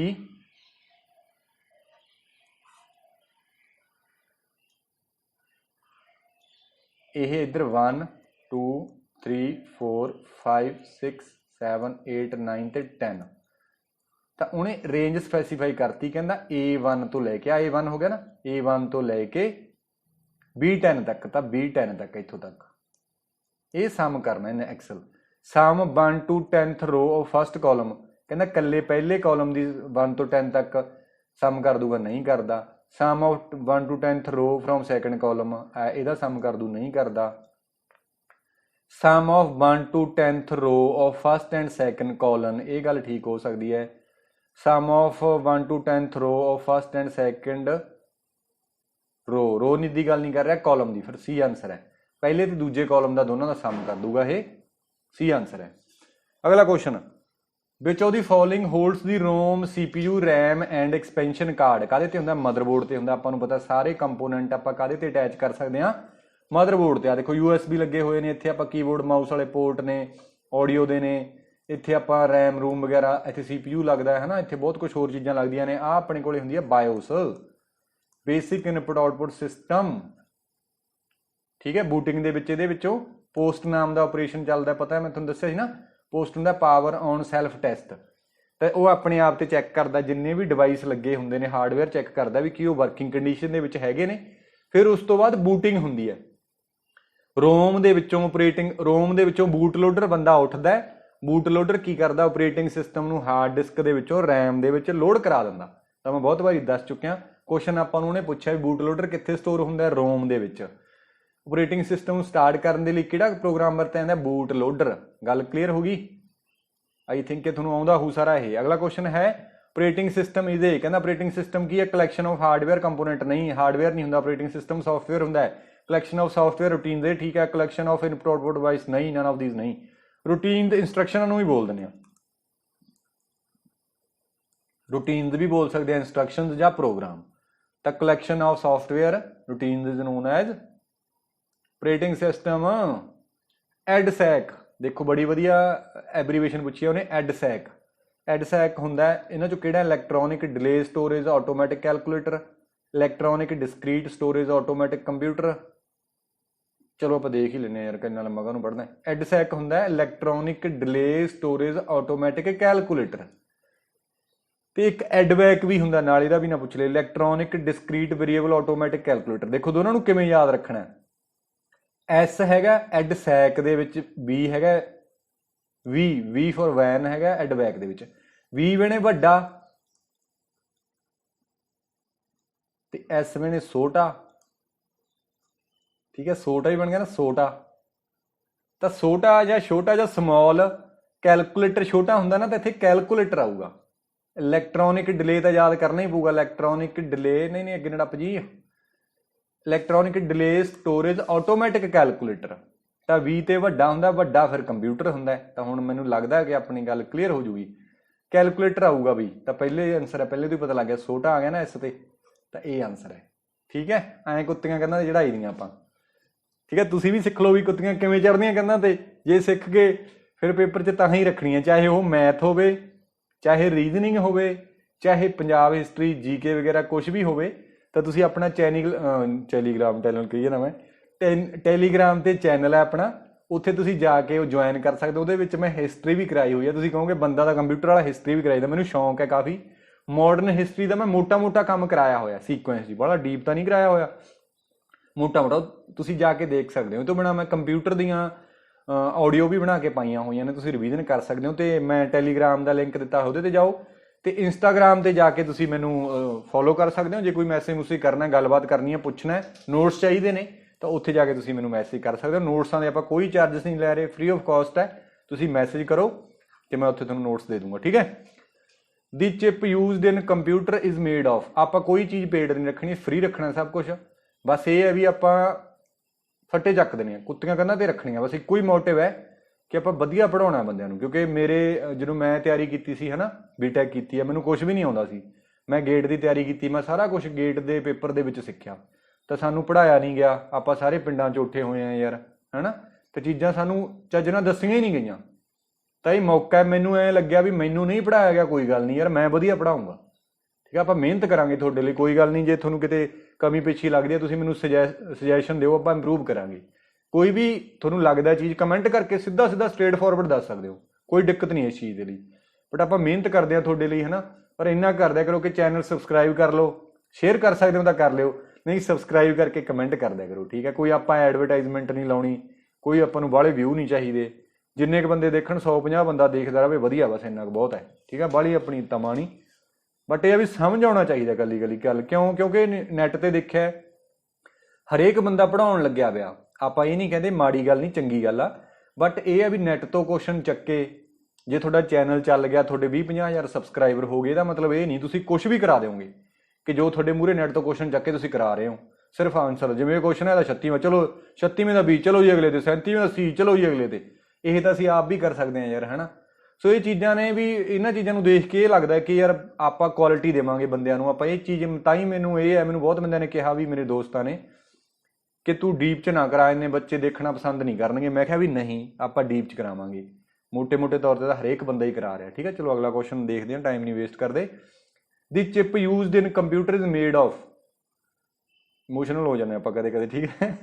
ਠੀਕ ਹੈ, ਵੈਸੇ ਮੇਰੀ ਕੋਸ਼ਿਸ਼ ਹੁੰਦੀ ਹੈ ਮੈਂ ਜ਼ਿਆਦਾ ਗੱਲਾਂ ਬਾਤਾਂ ਨਾ ਕਰਾਂ, ਪਰ ਥੋੜਾ ਬਹੁਤ ਹੋ ਜਾਂਦਾ ਲਗਾਤਾਰ। ਤੁਹਾਨੂੰ ਵੀ ਲੱਗਦਾ ਪੜ੍ਹ ਕੇ 1 ਘੰਟੇ ਦੀ ਵੀਡੀਓ ਬਣਾਉਣੀ ਔਖੀ ਬਹੁਤ ਆ ਵੈਸੇ, ਤਾਂ ਵਿੱਚ ਦੀ 2-4 ਗੱਲਾਂ ਬਾਤਾਂ ਜਰ ਲਿਆ ਕਰੋ। ਠੀਕ ਹੈ, ਫਿਰ ਇੰਨਾ ਕੁ ਮੈਨੂੰ ਵੀ ਸਹਿਣ ਕਰ ਲਿਆ ਕਰੋ। ਦੀ chip used in computer is made of, ਜਿਹੜੀ ਚਿਪ ਹੁੰਦੀ ਹੈ ਨਾ ਕੰਪਿਊਟਰ ਦੇ ਵਿੱਚ, ਇਹ ਚਿਪ ਬਣਦੀ ਹੈ, CPU ਹੁੰਦਾ, ਪ੍ਰੋਸੈਸਰ ਹੁੰਦਾ, ਇਹ ਸਿਲੀਕੌਨ ਦਾ ਬਣਿਆ ਹੁੰਦਾ, ਯਾਦ ਰੱਖਣਾ। ਤੇ ਕੰਪਿਊਟਰ ਸ਼ਬਦ ਲੈਟਿਨ ਭਾਸ਼ਾ ਤੋਂ ਬਣਿਆ ਹੋਇਆ। ਲੈਟਿਨ ਦੀ ਭਾਸ਼ਾ ਹੈ, ਜਿਹੜਾ ਸ਼ਬਦ ਤੋਂ ਬਣਿਆ ਹੋਇਆ ਕੰਪਿਊਟਰ। ਮੈਨੂੰ ਕਿੱਥੋਂ ਪਤਾ ਲੱਗਿਆ? ਕਿਉਂਕਿ ਕੋਈ ਚੈਨਲ ਵਾਲਾ ਬੰਦਾ ਕਰਾ ਰਿਹਾ ਸੀ ਕੰਪਿਊਟਰ ਦੀ ਐਬਰੀਵੇਸ਼ਨ, ਹਾਲਾਂਕਿ ਕੰਪਿਊਟਰ ਦੀ ਕੋਈ ਐਬਰੀਵੇਸ਼ਨ ਹੀ ਨਹੀਂ ਹੁੰਦੀ। ਕੰਪਿਊਟਰ ਜਿਹੜਾ ਸ਼ਬਦ ਹੈ, ਇਹ ਲੈਟਿਨ ਭਾਸ਼ਾ ਦੇ ਸ਼ਬਦ ਕੰਪਿਊਟਰ ਤੋਂ ਬਣਿਆ ਹੋਇਆ, ਜਿਹਦਾ ਮਤਲਬ ਹੁੰਦਾ ਟੂ ਕੰਪੇਅਰ, ਟੂ ਕੈਲਕੂਲੇਟ ਤੇ ਟੂ ਸਮ ਅਪ ਕਰਨਾ। ਕੈਲਕੂਲੇਸ਼ਨਾਂ ਦੇ ਸ਼ਬਦ ਤੋਂ ਕੰਪਿਊਟਰ ਤੋਂ ਬਣਿਆ। ਤੇ ਬੰਦੇ ਦੇ ਐਬਰੀਵੇਸ਼ਨਾਂ ਦੱਸੀ ਜਾਂਦੇ ਨੇ ਯਾਰ, ਕੰਪਿਊਟਰ ਦੀ ਆਹ ਵਾਲੀ ਐਬਰੀਵੇਸ਼ਨ ਹੈ। ਐਂ ਤਾਂ ਨੈਟ ਤੇ ਤੁਹਾਨੂੰ ਫੇਲ ਦੀ ਐਬਰੀਵੇਸ਼ਨ ਮਿਲ ਜੂਗੀ। ਠੀਕ ਹੈ, ਤੇ ਇਸ ਤਰ੍ਹਾਂ ਦੀਆਂ ਲੋਕ ਬਣਾਈ ਜਾਂਦੇ ਨੇ, ਕੁਝ ਵੀ ਮਰਜ਼ੀ ਬਣਾ ਲਓ ਸੋਚ ਕੇ ਯਾਰ। ਤਾਂ ਫਿਰ ਮੈਨੂੰ ਇਹ ਗੱਲ ਦੱਸਣੀ ਪਈ ਵੀ ਜੋ ਆਉਂਦਾ ਮੂਹਰੇ ਚੱਕ ਬੰਦੇ ਪੜਾਈ ਜਾਂਦੇ ਨੇ। ਸੋ ਇਹ ਚੀਜ਼ਾਂ ਤੋਂ ਜੇ ਇੱਕ ਵੀ ਬੰਦਾ ਕੁਐਸਚਨ ਗਲਤ ਕਰਾ ਰਿਹਾ, ਚਲੋ ਹੋ ਜਾਂਦਾ, ਮੈਥੋਂ ਵੀ ਗਲਤੀ ਹੋ ਸਕਦੀ, ਐ ਨਹੀਂ ਮੈਂ ਕਹਿੰਦਾ ਸਾਰੀਆਂ ਚੀਜ਼ਾਂ ਮੈਂ ਠੀਕ ਕਰਾ ਰਿਹਾ, ਪਰ ਅਥੈਂਟੀਕੇਸ਼ਨ ਇਨਫੋਰਮੇਸ਼ਨ ਹੋਣੀ ਚਾਹੀਦੀ। ਇੰਨਾ ਸਮਾਂ ਨਹੀਂ ਹੈਗਾ, ਅਥੈਂਟਿਕ ਇਨਫੋਰਮੇਸ਼ਨ ਹੈਗੀ ਹੈ ਫਿਰ ਤਾਂ ਚੈਨਲ ਨਾਲ ਜਾਓ, ਨਹੀਂ ਬਥੇਰਾ ਕੁਛ ਹੈ ਨੈਟ ਤੇ। ਮੈਂ ਵੀ ਵਧੀਆ ਨਹੀਂ ਪੜ੍ਹਾ ਰਿਹਾ, ਤੁਸੀਂ ਹੋਰ ਕਿਤੇ ਜਾ ਸਕਦੇ ਹੋ। ਠੀਕ ਹੈ, ਅਗਲਾ, ਕਿਉਂਕਿ ਤੁਹਾਡਾ ਰਾਈਟ ਹੈ। Dash used as programming language in first generation computer. ਪਹਿਲੀ ਜਨਰੇਸ਼ਨ ਦੇ ਵਿੱਚ ਕਿਹੜੀ ਲੈਂਗੁਏਜ ਸੀ? ਇਹ ਤਾਂ ਡਿਵਾਈਸ ਆਪਾਂ ਪੜ੍ਹ ਲਏ। ਪਹਿਲੀ ਜਨਰੇਸ਼ਨ ਦੇ ਵਿੱਚ ਮਸ਼ੀਨ ਲੈਂਗੁਏਜ ਸੀ, ਦੂਸਰੀ ਦੇ ਵਿੱਚ ਅਸੈਂਬਲੀ ਲੈਂਗੁਏਜ ਆਈ ਹੈ, ਫਿਰ ਤੀਸਰੀ 'ਚ ਹਾਈ ਲੈਵਲ ਲੈਂਗੁਏਜ ਆਈ ਹੈ। ਤਾਂ ਪਹਿਲੀ ਦੇ ਵਿੱਚ ਮਸ਼ੀਨ ਲੈਂਗੁਏਜ, ਡੀ ਆਂਸਰ। ਅਗਲਾ ਕੁਐਸਚਨ ਹੈ, a set of instruction telling the computer what to do is called। ਕਹਿੰਦਾ set of instruction, ਉਹ ਵਾਲੀਆਂ ਇੰਸਟਰਕਸ਼ਨ ਜਿਹੜੀਆਂ telling the computer what to do, ਤੂੰ ਕੀ ਕਰਨਾ ਹੈ, ਉਸ ਨੂੰ ਅਸੀਂ ਕੀ ਬੋਲਦੇ ਹਾਂ? ਕਹਿੰਦਾ ਉਹ ਹੁੰਦਾ ਆਪਣੇ ਕੋਲੇ ਮੈਂਟਰ ਹੁੰਦਾ, ਨਹੀਂ ਇੰਸਟਰਕਟਰ ਹੁੰਦਾ, ਨਹੀਂ ਗੇਟ ਇੰਸਟਰਕਟਰ ਹੈ ਵੈਸੇ ਆਪਣਾ, ਨਹੀਂ ਗੇਟ ਨਹੀਂ, ਬਾਈਨਰੀ ਇੰਸਟਰਕਟਰ। ਠੀਕ ਹੈ, ਆਪਣੇ ਚੈਨਲ ਦਾ ਨਾ ਬਾਈਨਰੀ ਇੰਸਟਰਕਟਰ ਹੈ, ਕੰਪਾਈਲਰ ਨਹੀਂ। ਪ੍ਰੋਗਰਾਮ, ਹਾਂ ਪ੍ਰੋਗਰਾਮ ਤਾਂ ਹੁੰਦਾ ਯਾਰ, ਆਂਸਰ D ਹੈ। ਤਾਂ ਮੈਂ ਦੱਸ ਦਿੰਦਾ CPU ਦੇ ਵਿੱਚ ਪ੍ਰੋਗਰਾਮ ਕਿਵੇਂ ਐਗਜ਼ੀਕਿਊਟ ਹੁੰਦਾ ਸਟੈਪ ਬਾਏ ਸਟੈਪ। ਇਹ ਇੰਸਟਰਕਸ਼ਨਾਂ ਹੁੰਦੀਆਂ ਨੇ, ਇੰਸਟਰਕਸ਼ਨ 1 2 3 4 N, ਇਹਨਾਂ ਨੂੰ ਸੈਟ ਆਫ ਰੂਲਸ ਵੀ ਬੋਲਦੇ ਨੇ। ਇੰਸਟਰਕਸ਼ਨਾਂ ਦੇ ਵਿੱਚ ਕੀ ਹੁੰਦਾ? ਰੂਲਸ। ਤੇ ਇਹ ਇੱਕ ਪ੍ਰੋਗਰਾਮ ਬਣ ਗਿਆ। ਆ ਦੇਖੋ ਪ੍ਰੋਗਰਾਮ ਹੋ ਗਿਆ ਨਾ, executable program. Set of instructions is known as program. ਇਹ ਹਾਰਡ ਡਿਸਕ ਦੇ ਵਿੱਚੋਂ ਕਿੱਥੇ ਲੋਡ ਹੁੰਦਾ? ਰੈਮ ਦੇ ਵਿੱਚ। ਆ ਦੇਖੋ ਆ ਰੈਮ ਹੈ, ਤਾਂ ਇੱਥੇ ਜਾ ਕੇ ਐਗਜ਼ੀਕਿਊਟ ਹੋਣਾ ਸਟਾਰਟ ਹੋ ਜਾਂਦਾ। ਜਿੰਨਾ ਟਾਈਮ ਇਹ ਹਾਰਡ ਡਿਸਕ 'ਚ ਪਿਆ ਉਹਨਾਂ ਟਾਈਮ ਤਾਂ ਇਹਨੂੰ ਪ੍ਰੋਗਰਾਮ ਬੋਲਦੇ ਆ। ਜਦੋਂ ਇਹੀ ਇੰਸਟਰਕਸ਼ਨਾਂ ਇੱਥੇ ਲੋਡ ਹੋ ਜਾਂਦੀਆਂ ਨੇ ਉਦੋਂ ਇਹਨੂੰ ਪ੍ਰੋਸੈਸ ਬੋਲਦੇ ਆ। ਤਾਂ ਪ੍ਰੋਸੈਸ ਕੀ ਹੁੰਦਾ? Process is any program in running state is known as process. Program is a passive entity, ਸੁਸਤ ਬੰਦਾ ਇਹ, ਤੇ ਜਦੋਂ ਇਹਨੂੰ ਚਲਾ ਦਿੰਦੇ ਆ ਆਪਾਂ ਉਦੋਂ ਇਹ ਕੀ ਬਣ ਜਾਂਦਾ process is A active NTT. Clear. ਤਾਂ ਫਿਰ ਉਸ ਤੋਂ ਬਾਅਦ ਇਹ ਕੈਸ਼ੇ ਮੈਮਰੀ ਦੇ ਵਿੱਚ ਲੋਡ ਹੁੰਦਾ ਦੂਜੇ ਸਟੈਪ ਦੇ ਵਿੱਚ ਰੈਮ ਦੇ ਵਿੱਚੋਂ। ਜਿਵੇਂ ਸਾਰੀਆਂ ਇੰਸਟਰਕਸ਼ਨਾਂ ਇੱਥੇ ਲਿਆਂਦੀਆਂ, ਇਹਦੇ ਚੋਂ ਸਾਰੀਆਂ ਇਕੱਠੀਆਂ ਤਾਂ ਨਹੀਂ ਚਾਹੀਦੀਆਂ, ਇੱਕ ਚਾਹੀਦੀ ਹੈ L3, ਇਹ ਕੈਸ਼ੇ 'ਚ ਆ ਗਈ। ਫਿਰ ਇੱਕ ਆਪਾਂ ਦੋ ਤਰ੍ਹਾਂ ਦੀਆਂ ਕੈਸ਼ੇ ਹੁੰਦੀਆਂ ਨੇ, L2 ਕੈਸ਼ੇ, L3 ਕੈਸ਼ੇ। ਕੁਛ ਡੇਟਾ ਪਹਿਲਾਂ ਇਹਦੇ 'ਚ ਲਿਆਂਦਾ, ਫਿਰ ਇਹਦੇ 'ਚ ਲਿਆਂਦਾ, ਫਿਰ L1 ਮੈਮਰੀ ਜਿਹੜੀ ਹੈ ਰਜਿਸਟਰ ਦੇ ਵਿੱਚ ਆ ਗਿਆ ਤੇ ਫਿਰ CPU ਦੇ ਵਿੱਚ ਕੰਮ ਸ਼ੁਰੂ ਹੋ ਗਿਆ। ਸੋ ਇਹ ਇੱਕ ਆਪਣੇ ਕੋਲੇ ਸੌਫਟਵੇਅਰ ਹੈ, ਇਹ ਵੀ ਇੰਪੋਰਟੈਂਟ ਕੁਐਸਚਨ ਬਣ ਸਕਦਾ ਹੈ। ਸੌਫਟਵੇਅਰ ਦੇ ਵਿੱਚ ਕੀ ਕੀ ਹੁੰਦਾ? ਪ੍ਰੋਗਰਾਮ ਹੁੰਦੇ ਨੇ, ਉਹਦੀ ਡਾਕੂਮੈਂਟੇਸ਼ਨ ਤੇ ਉਹਦਾ ਆਪਰੇਟਿੰਗ ਪ੍ਰੋਸੀਜਰ। ਡਾਕੂਮੈਂਟੇਸ਼ਨ ਲਿਖਿਆ ਹੁੰਦਾ ਥਿਊਰੀ ਦੇ ਵਿੱਚ ਵੀ ਕਿਵੇਂ ਕੰਮ ਕਰਦਾ ਇਹ, ਆਪਰੇਟਿੰਗ ਪ੍ਰੋਸੀਜਰ ਦੇ ਵਿੱਚ ਵੀ ਸਾਰਾ ਚੀਜ਼ਾਂ ਮਿਲਾ ਕੇ। ਤਾਂ ਉਹਨੇ ਪੁੱਛਿਆ ਵੀ ਹੋਇਆ ਇੱਕ ਕੁਐਸਚਨ ਵੀ ਸੌਫਟਵੇਅਰ ਦੇ ਵਿੱਚ ਕੀ ਹੁੰਦਾ? ਪ੍ਰੋਗਰਾਮ, ਡਾਕੂਮੈਂਟੇਸ਼ਨ ਤੇ ਆਪਰੇਟਿੰਗ ਪ੍ਰੋਸੀਜਰ, ਸਾਰਾ ਕੁਝ ਹੁੰਦਾ। ਸੋ ਇੱਕ ਤੋਂ ਜ਼ਿਆਦਾ ਜਿਵੇਂ ਪ੍ਰੋਗਰਾਮ ਪਹਿਲਾਂ ਸੀ P2, P3, P4, ਤਾਂ set of program is called software. Set of instruction ਨੂੰ ਆਪਾਂ ਕੀ ਕਿਹਾ ਸੀ? ਪ੍ਰੋਗਰਾਮ। ਤੇ ਬਹੁਤ ਸਾਰੇ ਪ੍ਰੋਗਰਾਮ ਮਿਲ ਕੇ ਕੀ ਬਣਾਉਂਦੇ ਨੇ? ਸੌਫਟਵੇਅਰ। ਤਾਂ ਇਹਦਾ ਆਨਸਰ ਫਿਰ ਡੀ ਆਨਸਰ ਹੈ। ਕਲੀਅਰ। ਅਗਲਾ ਕੁਐਸਚਨ ਹੈ which of the following is A system software. ਹੇਠ ਲਿਖਿਆ ਜੋ ਕਹਿੰਦਾ ਕਿਹੜਾ ਸਿਸਟਮ ਸੌਫਟਵੇਅਰ ਹੈ? Operating system, compiler, utility K all of the above. ਠੀਕ ਹੈ। ਤਾਂ ਆਪਾਂ ਦੇਖ ਲੈਂਦੇ ਹਾਂ ਪਹਿਲਾਂ ਕੰਪਿਊਟਰ ਹਾਰਡਵੇਅਰ ਕੀ ਹੁੰਦਾ, ਸੌਫਟਵੇਅਰ ਕੀ ਹੁੰਦਾ, ਇਹ ਚੀਜ਼ਾਂ ਹਨਾ। ਹਾਰਡਵੇਅਰ ਇੱਕ ਟੈਂਜੇਬਲ ਕੰਪੋਨੈਂਟ ਹੈ ਜਿਹਨੂੰ ਆਪਾਂ ਟੱਚ ਕਰ ਸਕਦੇ ਹਾਂ, ਜਿਵੇਂ input device, output device, secondary storage, internal component, ਇਹ ਸਾਰੇ ਕੀ ਨੇ? ਹਾਰਡਵੇਅਰ ਨੇ। ਸੌਫਟਵੇਅਰ ਕੀ ਨੇ? ਇਨਟੈਂਜੇਬਲ ਕੰਪੋਨੈਂਟ ਜਿਨ੍ਹਾਂ ਦਾ ਵੈਲ ਡਿਫਾਈਨਡ ਫੰਕਸ਼ਨ ਹੁੰਦਾ ਹੈ ਤੇ ਇਹਨਾਂ ਨੂੰ ਅਸੀਂ ਟੱਚ ਨਹੀਂ ਕਰ ਸਕਦੇ। Design to perform a well defined function. ਠੀਕ ਹੈ। ਸੌਫਟਵੇਅਰ ਦੋ ਤਰ੍ਹਾਂ ਦੇ ਹੁੰਦੇ ਨੇ, ਸਿਸਟਮ ਸੌਫਟਵੇਅਰ ਤੇ ਐਪਲੀਕੇਸ਼ਨ ਸੌਫਟਵੇਅਰ। ਕਲੀਅਰ ਹੋਈ ਗੱਲ? ਸਿਸਟਮ ਸੌਫਟਵੇਅਰ ਤੇ ਐਪਲੀਕੇਸ਼ਨ। ਟਾਈਮ ਦੇਖ ਰਿਹਾ ਮੈਂ, ਲੰਬਾ ਵਾਵਾ ਹੋ ਗਿਆ, ਤੁਸੀਂ ਕਹੋਗੇ ਵਾਰੀ ਵਾਰੀ ਇੱਧਰ ਕਿੱਧਰ ਦੇਖ ਰਿਹਾ। ਸਿਸਟਮ ਸੌਫਟਵੇਅਰ ਤੇ ਐਪਲੀਕੇਸ਼ਨ ਸੌਫਟਵੇਅਰ। ਸਿਸਟਮ ਸੌਫਟਵੇਅਰ ਕਿਹੜੇ ਹੁੰਦੇ ਨੇ? ਜਿਹੜੇ ਸਿਸਟਮ ਨੂੰ ਚਲਾਉਣ ਲਈ ਵਰਤੇ ਜਾਂਦੇ ਨੇ, ਜਿਵੇਂ ਆਪਰੇਟਿੰਗ ਸਿਸਟਮ ਹੋ ਗਿਆ, compiler, interpreter, assembler. Utility program, utility program ਨੂੰ ਸਰਵਿਸ ਪ੍ਰੋਗਰਾਮ ਵੀ ਬੋਲਦੇ ਆਪਾਂ। ਜਿਵੇਂ ਆਪਾਂ ਕਹਿ ਦਈਏ ਯੂਨੀਵਰਸਿਟੀ ਦੇ ਵਿੱਚ ਯੂਨੀਵਰਸਿਟੀ ਦਾ ਪ੍ਰਸ਼ਾਸਨ ਹੈ, BC ਹੈ, ਹੋਰ ਸਾਰੇ ਬੰਦੇ ਨੌਨ ਟੀਚਿੰਗ ਵਾਲੇ, ਟੀਚਿੰਗ ਵਾਲੇ, ਉਹ ਸਿਸਟਮ ਨੂੰ ਚਲਾਉਣ ਲਈ ਵਰਤੇ ਜਾਂਦੇ ਨੇ ਨਾ, ਉਹ ਸਾਰੇ ਕੀ ਨੇ? ਸਿਸਟਮ ਸੌਫਟਵੇਅਰ ਨੇ ਜਾਂ ਐਡਮਿਨ ਲੈਵਲ ਦੇ ਬੰਦੇ ਨੇ। ਤਾਂ ਯੂਟਿਲਿਟੀ ਜਿਹੜੇ ਉਹ ਬੰਦਿਆਂ ਦੀ ਮਦਦ ਕਰਦੇ ਨੇ, ਜਿਵੇਂ AC ਚੱਲ ਰਹੇ ਨੇ ਸਾਰੇ ਡਿਪਾਰਟਮੈਂਟਾਂ ਦੇ ਵਿੱਚ। ਪਿੱਛੇ ਜੇ ਵਾਈਸ ਚਾਂਸਲਰ ਹਰੇਕ ਡਿਪਾਰਟਮੈਂਟ 'ਚ ਆਪ ਜਾ ਕੇ ਚੈੱਕ ਕਰਦਾ ਸੀ ਵੀ ਕਿੱਥੇ ਕਿੱਥੇ AC ਚੱਲ ਰਹੇ ਨੇ। ਜੇ ਉਹ ਕੈਮਰੇ ਲਾ ਦੇ ਸਾਰੇ ਡਿਪਾਰਟਮੈਂਟਾਂ 'ਚ ਤੇ ਆਪਦੇ ਡਿਪਾਰਟਮੈਂਟ 'ਚ ਬਹਿ ਕੇ ਚੈੱਕ ਕਰੇ ਤਾਂ ਫਿਰ ਉਹਨੂੰ ਯੂਟਿਲਿਟੀ ਸੌਫਟਵੇਅਰ ਬੋਲ ਦਿਆਂਗੇ, ਹੈ ਨਾ। ਤਾਂ ਯੂਟਿਲਿਟੀ ਸੌਫਟਵੇਅਰ ਦੇ ਵਿੱਚ ਆਪਣੇ ਕੋਲੇ ਐਂਟੀਵਾਇਰਸ ਯੂਟਿਲਿਟੀ ਦੇ ਵਿੱਚ ਆ ਜਾਂਦੇ ਨੇ। ਕੁਐਸਚਨ ਪੁੱਛ ਲਿਆ ਜਾਂਦਾ ਕਈ ਵਾਰੀ। Antivirus, file management tool, compression tool, disk management, ਇਹ ਸਾਰੇ ਯੂਟਿਲਿਟੀ ਦੇ ਵਿੱਚ ਆਉਂਦੇ ਨੇ। ਤਾਂ ਇਹ ਸਾਰੇ ਕੀ ਹੋ ਗਏ? System software. ਤੇ ਜਿਹੜੇ ਥਰਡ ਪਾਰਟੀ ਸੌਫਟਵੇਅਰ ਹੁੰਦੇ ਨੇ ਜਿਹੜੇ ਫੈਸਿਲਿਟੀ ਪ੍ਰੋਵਾਈਡ ਕਰਦੇ ਨੇ, ਜਿਵੇਂ ਆਪਣੇ ਕੋਲੇ ਇਨਵੈਂਟਰੀ ਮੈਨੇਜਮੈਂਟ ਸਿਸਟਮ ਹੋ ਗਿਆ, ਇਨਕਮ ਟੈਕਸ ਦਾ ਸੌਫਟਵੇਅਰ ਹੈ, ਰੇਲਵੇ ਰਿਜ਼ਰਵੇਸ਼ਨ ਦਾ ਆਪਾਂ ਨੂੰ ਪਤਾ IRCTC ਵੈਬਸਾਈਟ ਆਪਾਂ ਖੋਲਦੇ ਹਾਂ, ਹੈ ਨਾ। MS ਵਰਡ, ਪਾਵਰਪੁਆਇੰਟ, ਤੇ ਇੱਕ ਆਪਣੇ ਕੋਲੇ ਹੋਰ ਕਿਹੜਾ ਹੁੰਦਾ ਉਹ, ਫੇਸਬੁੱਕ, ਇੰਸਟਾਗ੍ਰਾਮ, ਸਕਾਈਪ ਵਗੈਰਾ, ਸਾਰੇ ਕੀ ਨੇ? ਉਹ ਐਪਲੀਕੇਸ਼ਨ ਜਾਂ ਐਂਡ ਯੂਜ਼ਰ ਸੌਫਟਵੇਅਰ ਨੇ। ਤਾਂ ਹੁਣ ਇਹ ਦੱਸੋ ਕਿ ਐਪਲੀਕੇਸ਼ਨ ਸੌਫਟਵੇਅਰ ਦੇ ਬਿਨਾਂ ਕੰਪਿਊਟਰ ਚੱਲ ਸਕਦਾ? ਬਿਲਕੁਲ ਚੱਲ ਸਕਦਾ, ਬਟ ਸਿਸਟਮ ਸੌਫਟਵੇਅਰ ਦੇ ਬਿਨਾਂ ਕੰਪਿਊਟਰ ਨਹੀਂ ਚੱਲ ਸਕਦਾ। ਤਾਂ ਉਹ ਪੁੱਛਦਾ ਹੈ ਕਿਹੜੇ ਸਿਸਟਮ ਸੌਫਟਵੇਅਰ ਨੇ? ਆਪਰੇਟਿੰਗ ਸਿਸਟਮ ਵੀ ਸਿਸਟਮ ਸੌਫਟਵੇਅਰ ਹੈ, ਕੰਪਾਈਲਰ ਵੀ ਤੇ utility, all of the above ਆ ਜਾਊਗਾ। ਕਲੀਅਰ। ਅੱਗੇ ਹੈਗਾ ਪ੍ਰੋਸੈਸ, ਆਪਾਂ ਹੁਣੀ ਕਰਕੇ ਗਏ। ਪ੍ਰੋਸੈਸ ਕੀ ਹੁੰਦਾ ਹੈ? Any the running state of program is known as. Program in a state after execution ਨਹੀਂ, ਪ੍ਰੋਗਰਾਮ ਬਿਫੋਰ ਨਹੀਂ, ਇਹ program in a state of execution ਜਾਂ ਰਨਿੰਗ ਸਟੇਟ ਦੇ ਵਿੱਚ ਉਹਨੂੰ ਪ੍ਰੋਸੈਸ ਬੋਲਦੇ ਆ।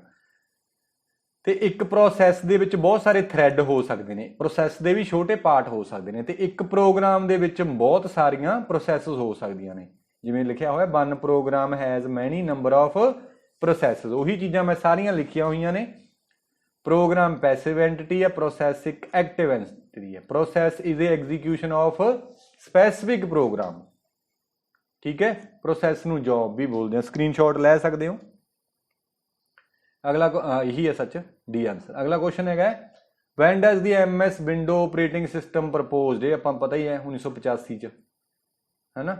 ਤੇ ਇਹ ਕਿਹੜੇ ਕਿਹੜੇ ਆਪਰੇਟਿੰਗ ਸਿਸਟਮ ਨੇ, ਕਿਹਨੇ ਬਣਾਏ ਨੇ, ਕਿਹੜੇ ਸਾਲ 'ਚ ਇਹ ਬਣੇ, ਕਿਹੜਾ ਇਹਨਾਂ ਦਾ ਓਨਰ ਸੀ, ਕਿਹੜੀ ਲੈਂਗੁਏਜ ਲਿਖੇ, ਉਹ ਸਾਰੇ ਮੈਂ ਚੰਗੀ ਤਰ੍ਹਾਂ ਕਰਾਏ ਹੋਏ ਆ।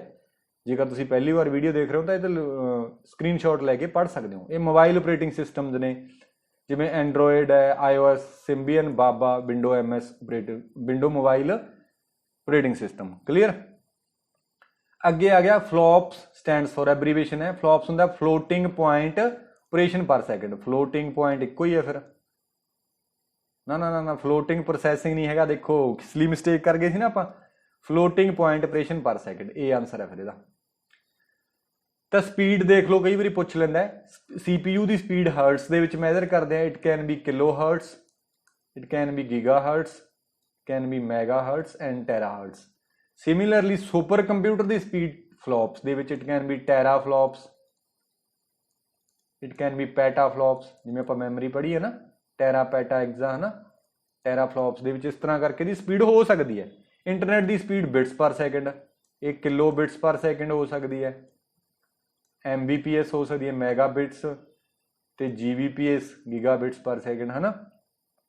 ਪ੍ਰਿੰਟਰ ਦੀ ਸਪੀਡ ਤਿੰਨ ਤਰ੍ਹਾਂ ਦੇ ਪ੍ਰਿੰਟਰ ਹੁੰਦੇ ਨੇ, ਕਾਪੀ ਪ੍ਰਿੰਟਰ ਨਹੀਂ ਕਰੈਕਟਰ ਪ੍ਰਿੰਟਰ, ਲਾਈਨ ਪ੍ਰਿੰਟਰ ਤੇ ਪੇਜ ਪ੍ਰਿੰਟਰ। ਜੇ ਕਰੈਕਟਰ ਪ੍ਰਿੰਟਰ ਹੈ ਉਹਦੀ ਸਪੀਡ ਕਰੈਕਟਰ ਪਰ ਮਿੰਟ, ਜੇ ਲਾਈਨ ਪ੍ਰਿੰਟਰ ਹੈ ਤਾਂ ਲਾਈਨ ਪਰ ਮਿੰਟ, ਤੇ ਪੇਜ ਪ੍ਰਿੰਟਰ ਹੈ ਤਾਂ ਪੇਜ ਪਰ ਮਿੰਟ। ਕਲੀਅਰ ਹੋ ਗਈ ਗੱਲ ਇਹ। ਅਗਲਾ ਕੁਐਸਚਨ ਹੈ which network is able to connect and send the data to each computer by central hub or switch without looking where the data is sent. ਤਾਂ ਉਹ ਵਾਲੀ ਕਿਹੜੀ ਟਪੋਲੋਜੀ ਹੈ, ਕਹਿੰਦਾ ਜਿਹਦੇ ਵਿੱਚ ਇੱਕ ਸੈਂਟਰਲ ਡਿਵਾਈਸ ਲੱਗਿਆ ਹੁੰਦਾ ਹੈ, ਹੱਬ ਜਾਂ ਸਵਿਚ, ਤਾਂ ਉਹਨੂੰ ਕੀ ਬੋਲਦੇ ਆ ਆਪਾਂ? ਸਟਾਰ ਟਪੋਲੋਜੀ। ਮੈਂ ਦੱਸ ਦਿੰਦਾ, ਸਟਾਰ ਟਪੋਲੋਜੀ ਦੇ ਵਿੱਚ ਇੱਕ ਸੈਂਟਰਲ ਡਿਵਾਈਸ ਲੱਗਿਆ ਹੁੰਦਾ ਹੈ, ਇਹ it can B hub or switch, ਜਿਹਦੇ ਨਾਲ ਸਾਰੇ ਕੰਪਿਊਟਰ ਜੁੜੇ ਹੁੰਦੇ ਨੇ। ਮੈਂ ਲਾਸਟ ਵੀਡੀਓ 'ਚ ਵੀ ਕਰਾਇਆ ਸੀ ਚੰਗੀ ਤਰ੍ਹਾਂ ਉਹ ਵਾਲੀ ਟਪੋਲੋਜੀ ਜਿਹਦੇ ਵਿੱਚ ਸਾਰੇ ਕੰਪਿਊਟਰ ਇੱਕ ਸੈਂਟਰਲ ਡਿਵਾਈਸ ਦੇ ਨਾਲ ਅਟੈਚ ਨੇ, ਉਹਨੂੰ ਆਪਾਂ ਕੀ ਬੋਲਾਂਗੇ? ਹੱਬ। ਤੇ ਉਹ ਵਾਲੀ ਟਪੋਲੋਜੀ ਜਿਹਦੇ ਵਿੱਚ ਸਾਰੇ ਕੰਪਿਊਟਰ ਇੱਕ ਸੈਂਟਰਲ ਕੇਬਲ ਦੇ ਨਾਲ ਲੱਗੇ ਨੇ, ਉਹਨੂੰ ਬੱਸ ਟਪੋਲੋਜੀ। ਤੇ ਸਰਕੂਲਰ ਫਾਰਮ ਦੇ ਵਿੱਚ ਰਿੰਗ ਹੁੰਦਾ, ਤੇ ਜੇ ਹਰੇਕ ਕੰਪਿਊਟਰ ਦਾ ਡੈਡੀਕੇਟਡ ਪਾਥ ਹੋਵੇ, ਜਿਵੇਂ ਇਹਦਾ ਆਪਦਾ ਡੈਡੀਕੇਟਡ ਪਾਥ ਹੈ, ਇਹ ਡੈਡੀਕੇਟਡ ਪਾਥ ਹੈ, ਇਹ ਡੈਡੀਕੇਟਡ ਪਾਥ ਹੈ, ਤੇ ਇਹਨੂੰ ਬੋਲ ਦਿੰਦੇ ਆ mesh topology. It can be fully connected or it can be partially mesh. ਤੇ ਇੱਕ ਟਰੀ ਟਪੋਲੋਜੀ ਵੀ ਹੁੰਦੀ ਹੈ, ਟਰੀ ਦੀ ਸ਼ੇਪ ਦੇ ਵਿੱਚ ਇੱਕ ਲਾਈਨ ਟਪੋਲੋਜੀ ਵੀ ਹੁੰਦੀ ਹੈ। ਠੀਕ ਹੈ, ਸੋ ਇਹਦਾ ਫਿਰ ਆਪਣੇ ਕੋਲੇ ਆਨਸਰ ਆਪਾਂ ਦੇਖ ਹੀ ਲਿਆ, ਇਹ ਆਨਸਰ ਹੈ। ਕਲੀਅਰ। ਅਗਲਾ ਹੈ ਦੀ ਇੰਟਰਨੈਟ ਇਜ਼, ਕਹਿੰਦਾ ਇੰਟਰਨੈਟ ਕੀ ਹੈ? Internet the communication system for some cities in India, ਨਹੀਂ। Communication system for some states in India, ਨਹੀਂ। Communication system for Indian government, ਨਹੀਂ। ਇਹ ਤਾਂ ਪੂਰੀ ਦੁਨੀਆ ਦਾ ਹੈ। It is a network of networks, ਇੱਕ ਨੈਟਵਰਕ ਹੈ ਬਹੁਤ ਸਾਰੇ ਵੱਡੇ ਨੈਟਵਰਕਸ ਦਾ। ਕਲੀਅਰ ਹੋਈ ਗੱਲ? ਸੋ ਡੀ ਆਨਸਰ ਹੈ। ਅਗਲਾ ਕੁਐਸਚਨ ਹੈਗਾ what is the name given to the electronic device that receives a signal and retransmit at higher level। ਕਹਿੰਦਾ ਉਹ ਡਿਵਾਈਸ ਦਾ ਕੀ ਨਾਮ ਹੈ, ਇਲੈਕਟ੍ਰੋਨਿਕ ਡਿਵਾਈਸ ਦਾ ਜਿਹੜਾ ਸਿਗਨਲ ਰਿਸੀਵ ਕਰਦਾ ਤੇ ਰੀਟਰਾਂਸਮਿਟ ਕਰਦਾ ਹਾਇਰ ਲੈਵਲ ਤੇ। ਹੱਬ ਨਹੀਂ ਹੁੰਦਾ, ਰਿਪੀਟਰ ਹੁੰਦਾ, ਸਵਿਚ ਨਹੀਂ ਹੁੰਦਾ, HID ਨਹੀਂ ਹੁੰਦਾ, ਰਿਪੀਟਰ। ਠੀਕ ਹੈ, so repeater is a device that is mainly used to increase the signal strength of a signal। Weekend signal ਹੈ, ਡਿਸਟੈਂਸ ਵਧਣ ਦੇ ਨਾਲ ਉਹਦੀ ਸਿਗਨਲ ਸਟਰੈਂਥ ਘਟਦੀ ਜਾਂਦੀ ਹੈ। ਇਹ ਕੀ ਕਰ ਦਿੰਦਾ ਹੈ? ਰੀਜਨਰੇਟ ਕਰ ਦਿੰਦਾ। ਤੁਹਾਨੂੰ ਯਾਦ ਹੋਣਾ ਆਪਾਂ ਪਹਿਲਾਂ ਜਦੋਂ ਉਹ ਨਹੀਂ ਲਾਉਂਦੇ ਸੀ, ਕੇਬਲ TV ਲਾਉਂਦੇ ਸੀ, ਰਾਹ 'ਚ ਕੋਈ ਪੈਗ ਪੈਨ ਲਾ ਕੇ ਪੱਗ ਪਿੰਨ ਲਾ ਕੇ ਉਹ ਕੁੰਡੀਆਂ ਜਿਹੀਆਂ ਲਾ ਕੇ ਕੀ ਕਰ ਲੈਂਦਾ ਸੀ ਬੰਦਾ, ਉਹ ਸਾਰਾ ਫਿਲਮਾਂ ਬੰਦੇ ਦੇਖਣ ਲੱਗ ਜਾਂਦੇ ਸੀ, ਕੁੰਡੀ ਲਾ ਲੈਂਦੇ ਸੀ, ਤਾਂ ਆਪਣੇ ਘਰੇ ਨੈਟਵਰਕ ਨਹੀਂ ਆਉਂਦਾ ਸੀ। ਤਾਂ ਫਿਰ ਅਸੀਂ ਉਸ ਨੂੰ ਬਚਾਉਣ ਦੇ ਲਈ ਉਹ ਬੰਦੇ ਨੂੰ ਕਹਿੰਦੇ ਸੀ ਵੀ ਯਾਰ ਕੁੰਡੀਆਂ ਰਾਹ 'ਚ ਲੱਗਣ ਲੱਗ ਗਈਆਂ, ਸਾਡੇ ਘਰੇ ਡੱਬਾ ਜਿਹਾ ਲਾ ਜਾ। ਫਿਰ ਉਹ ਆਪਣੇ ਨੇੜੇ ਡੱਬਾ ਜਿਹਾ ਲਾ ਦਿੰਦੇ ਸੀ। ਉਹ ਕੀ ਹੁੰਦਾ ਸੀ? ਰਿਪੀਟਰ ਹੁੰਦਾ ਸੀ, ਜਿਹੜਾ ਸਿਗਨਲ ਸਟਰੈਂਥ ਵਧਾ ਦਿੰਦਾ ਸੀ, ਰੀਜਨਰੇਟ ਕਰਦਾ ਸੀ। ਠੀਕ ਹੈ, ਆਨਸਰ ਹੈ ਫਿਰ ਬੀ, ਰਿਪੀਟਰ। ਅਗਲਾ the term FTP stands for file transfer protocol. File transfer program ਨਹੀਂ ਹੁੰਦਾ, file transfer protocol. File transmission protocol ਵੀ ਨਹੀਂ ਹੁੰਦਾ। ਦੇਖੋ ਕਿਵੇਂ ਫਸਾ ਰਿਹਾ ਨਾ। ਤਾਂ ਇਹ ਸਾਰੀਆਂ ਪ੍ਰੋਟੋਕਾਲਸ ਨੇ ਜਿਨ੍ਹਾਂ ਦੀਆਂ ਮੈਂ ਐਬਰੀਵੇਸ਼ਨਾਂ ਦਿੱਤੀਆਂ ਹੋਈਆਂ ਨੇ। ਇਹ 'ਚੋਂ ਇੰਪੋਰਟੈਂਟ ਦੱਸ ਦੇਣਾ FTP, TCP, HTTP ਤੇ IMAP ਤੇ PGP, SMTP, TELNET, HTTPS, POP ਤੇ VoIP। ਆ ਤਾਂ ਬਹੁਤ ਜ਼ਿਆਦਾ ਇੰਪੋਰਟੈਂਟ ਹੈ। ਇਹ ਬਹੁਤ ਕੁਐਸਚਨ ਵੀ ਆਪਾਂ ਨੂੰ ਪੁੱਛੇ ਹੋਏ ਨੇ ਨਾ, ਪੁਰਾਣੇ ਕੁਐਸਚਨਾਂ 'ਚ ਆਪਾਂ ਗੱਲਬਾਤ ਕੀਤੀ ਸੀ। ਤਾਂ ਫਿਰ ਇਹਦਾ C ਆਨਸਰ ਹੈ, ਫਾਈਲ ਟ੍ਰਾਂਸਫਰ ਪ੍ਰੋਟੋਕਾਲ। ਅਗਲਾ ਕੁਐਸਚਨ ਇਨ ਵਿਚ ਈਅਰ ਫੇਸਬੁੱਕ ਅਕਵਾਇਰਡ ਇੰਸਟਾਗ੍ਰਾਮ। ਫੇਸਬੁੱਕ ਨੇ ਕਦੋਂ ਇੰਸਟਾਗ੍ਰਾਮ ਨੂੰ ਅਕਵਾਇਰ ਕੀਤਾ ਸੀ? 2012 ਦੇ ਵਿੱਚ। ਤਾਂ ਤੁਸੀਂ ਮੈਨੂੰ ਇਹ ਵੀ ਦੱਸੋ ਨਾਲ 2 ਕੁਐਸਚਨ ਮੈਂ ਤੁਹਾਡੇ ਤੇ ਛੱਡ ਦਿੰਦਾ। ਫੇਸਬੁੱਕ ਦਾ ਈਅਰ ਕਿਹੜਾ ਸੀ, ਕਿਹੜੇ ਸਾਲ ਫੇਸਬੁੱਕ ਬਣੀ ਸੀ, ਤੇ ਇਹਦਾ ਫਾਊਂਡਰ ਕੌਣ ਹੈ ਫੇਸਬੁੱਕ ਦਾ, ਤੇ ਇਹਨਾਂ ਨੇ WhatsApp ਕਦੋਂ ਅਕਵਾਇਰ ਕੀਤਾ ਸੀ, WhatsApp ਅਕਵਾਇਰ ਕਦੋਂ ਕੀਤਾ ਸੀ, ਇਹ ਮੈਨੂੰ ਤੁਸੀਂ ਕਮੈਂਟ ਕਰਕੇ ਦੱਸਿਓ। ਫੇਸਬੁੱਕ ਕਿਹੜੇ ਸਾਲ ਬਣੀ ਹੈ, ਫੇਸਬੁੱਕ ਦਾ ਫਾਊਂਡਰ ਮਾਰਕ ਜ਼ੁਕਰਬਰਗ ਹੈ, ਵੈਸੇ ਮੈਂ ਦੱਸ ਦੇਣਾ, ਚਲੋ ਦੱਸਣਾ ਨਹੀਂ ਸੀ। WhatsApp ਕਦੋਂ ਇਹਨਾਂ ਨੇ ਅਕਵਾਇਰ ਕੀਤਾ ਫੇਸਬੁੱਕ ਨੇ, ਤਾਂ ਇੰਸਟਾਗ੍ਰਾਮ ਤਾਂ 2012 ਚ, WhatsApp ਦੱਸਣਾ ਤੁਸੀਂ। ਅੱਗੇ ਆ ਗਿਆ zip is a dash file. Zip ਕਹਿੰਦਾ ਕੀ ਹੈ, ਐਗਜ਼ੀਕਿਊਟੇਬਲ ਫਾਈਲ ਹੈ, ਕੰਪਰੈਸਡ ਫਾਈਲ ਹੈ, ਸਿਸਟਮ ਫਾਈਲ ਹੈ, ਕੰਬੋ ਹੈ। ਤਾਂ ਇਹ ਕੰਪਰੈਸਡ ਫਾਈਲ ਹੈ, ਠੀਕ ਹੈ। ਤਾਂ ਕੰਪਰੈਸ ਕਰਨਾ ਜਾਂ ਜਿਪ ਫਾਈਲ ਵੀ ਬੋਲ ਦਿੰਦੇ ਆ, ਬਹੁਤ ਸਾਰੀਆਂ ਫਾਈਲਾਂ ਨੂੰ ਇਕੱਠੀਆਂ ਕਰਕੇ ਇੱਕ ਝੋਲੇ 'ਚ ਪਾ ਕੇ ਉਹਨੂੰ ਕੰਪਰੈਸ ਕੀਤਾ ਜਾਂਦਾ ਤੇ ਉਹ ਫਾਈਲਾਂ 'ਚ ਵਾਇਰਸ ਨਹੀਂ ਆਉਂਦਾ, ਇੱਕ ਜਗ੍ਹਾ ਤੋਂ ਭੇਜਣੀਆਂ ਸੌਖੀਆਂ ਹੋ ਜਾਂਦੀਆਂ ਨੇ ਤੇ ਸਾਈਜ਼ ਵੀ ਘੱਟ ਜਾਂਦਾ। ਮੰਨ ਲਓ 25 MB ਦਾ ਸਾਈਜ਼ ਹੀ ਆਪਾਂ ਮੇਲ ਭੇਜ ਸਕਦੇ ਹਾਂ, ਮੰਨ ਲਓ 30 MB ਦੀ ਫਾਈਲ ਹੈ, ਜੇ ਜਿਪ ਸੌਫਟਵੇਅਰ ਨਾਲ ਲਾ ਦਾਂਗੇ ਤਾਂ ਸਾਈਜ਼ ਆਟੋਮੈਟਿਕਲੀ ਘੱਟ ਜਾਂਦਾ। ਤਾਂ ਇਹ ਸੌਫਟਵੇਅਰ ਨੇ ਜਿਹੜੇ ਵਰਤੇ ਜਾਂਦੇ ਨੇ ਕੰਪਰੈਸ ਕਰਨ ਦੇ ਲਈ, 7-zip, WinZip, WinRAR, PZip, ZipWare, ZIP Archive ਸਾਰੇ, ਠੀਕ ਹੈ। ਇਹ ਤੁਸੀਂ ਪੜ੍ਹ ਲੈਣੇ ਨੇ, ਕਈ ਵਾਰੀ ਪੁੱਛ ਲੈਂਦਾ ਕਿ which of the following software is use to compress the file, ਤਾਂ ਇਹ ਸੌਫਟਵੇਅਰ ਨੇ, ਠੀਕ ਹੈ। ਤਾਂ ਫਿਰ ਇਹਦਾ B ਆਨਸਰ ਹੈ। ਅੱਗੇ ਆ ਗਿਆ who is the father of email. ਕਹਿੰਦਾ ਈਮੇਲ ਦਾ ਫਾਦਰ ਕੌਣ ਹੈ, ਬਹੁਤ ਵਧੀਆ ਕੁਐਸਚਨ ਹੈ। ਟਿਮ ਵਰਨਰ ਲੀ ਨਹੀਂ, ਇਹ ਕਿਹਦਾ ਫਾਦਰ ਹੈ, ਵਰਲਡ ਵਾਈਡ ਵੈਬ ਦਾ। ਚਾਰਲਸ ਬੈਬੇਜ ਕਿਹਦਾ ਫਾਦਰ ਹੈ, ਕੰਪਿਊਟਰ ਦਾ। ਇਹਨੇ ਡਿਫਰੈਂਸ ਇੰਜਨ ਬਣਾਇਆ ਸੀ, ਜਾਂ ਇਹਨੇ analytical engine, LYTI analytical engine, ਜਿਹਦੇ ਕਰਕੇ ਇਹਨੂੰ ਫਾਦਰ ਕਿਹਾ ਜਾਂਦਾ। ਰੇ ਟੋਮਿਲਸਨ, ਆਹ ਤਾਂ ਮੈਨੂੰ ਪਤਾ ਨਹੀਂ, ਪੌਲ ਬੁਚਿਤ, ਇਹ ਨਹੀਂ ਪਤਾ ਕੌਣ ਹੈ। ਰੇ ਟੋਮਿਲਸਨ ਹੈ ਜਿਹੜਾ ਫਾਦਰ ਹੈ ਈਮੇਲ ਦਾ। ਤਾਂ ਮੈਂ ਦੱਸ ਵੀ ਦਿੰਦਾ, ਇੱਥੇ 2 ਕੁਐਸਚਨ ਬਣ ਸਕਦੇ ਆ, ਬੜੇ ਵਧੀਆ ਕੁਐਸਚਨ ਬਣਦੇ ਆ ਤੇ ਪੁੱਛੇ ਵੀ ਹੋਏ ਨੇ, ਠੀਕ ਹੈ। ਇਹ ਕਹਿ ਲਓ ਵੀ ਸਬ ਇੰਸਪੈਕਟਰ 'ਚ ਵੀ ਬਣ ਸਕਦੇ ਨੇ, ਦੂਸਰੇ ਦੇ ਵਿੱਚ ਵੀ ਬਣ ਸਕਦੇ ਨੇ, ਠੀਕ ਹੈ, ਕਾਂਸਟੇਬਲ ਤੇ ਹੈੱਡ ਕਾਂਸਟੇਬਲ ਵਾਲੇ ਵਿੱਚ।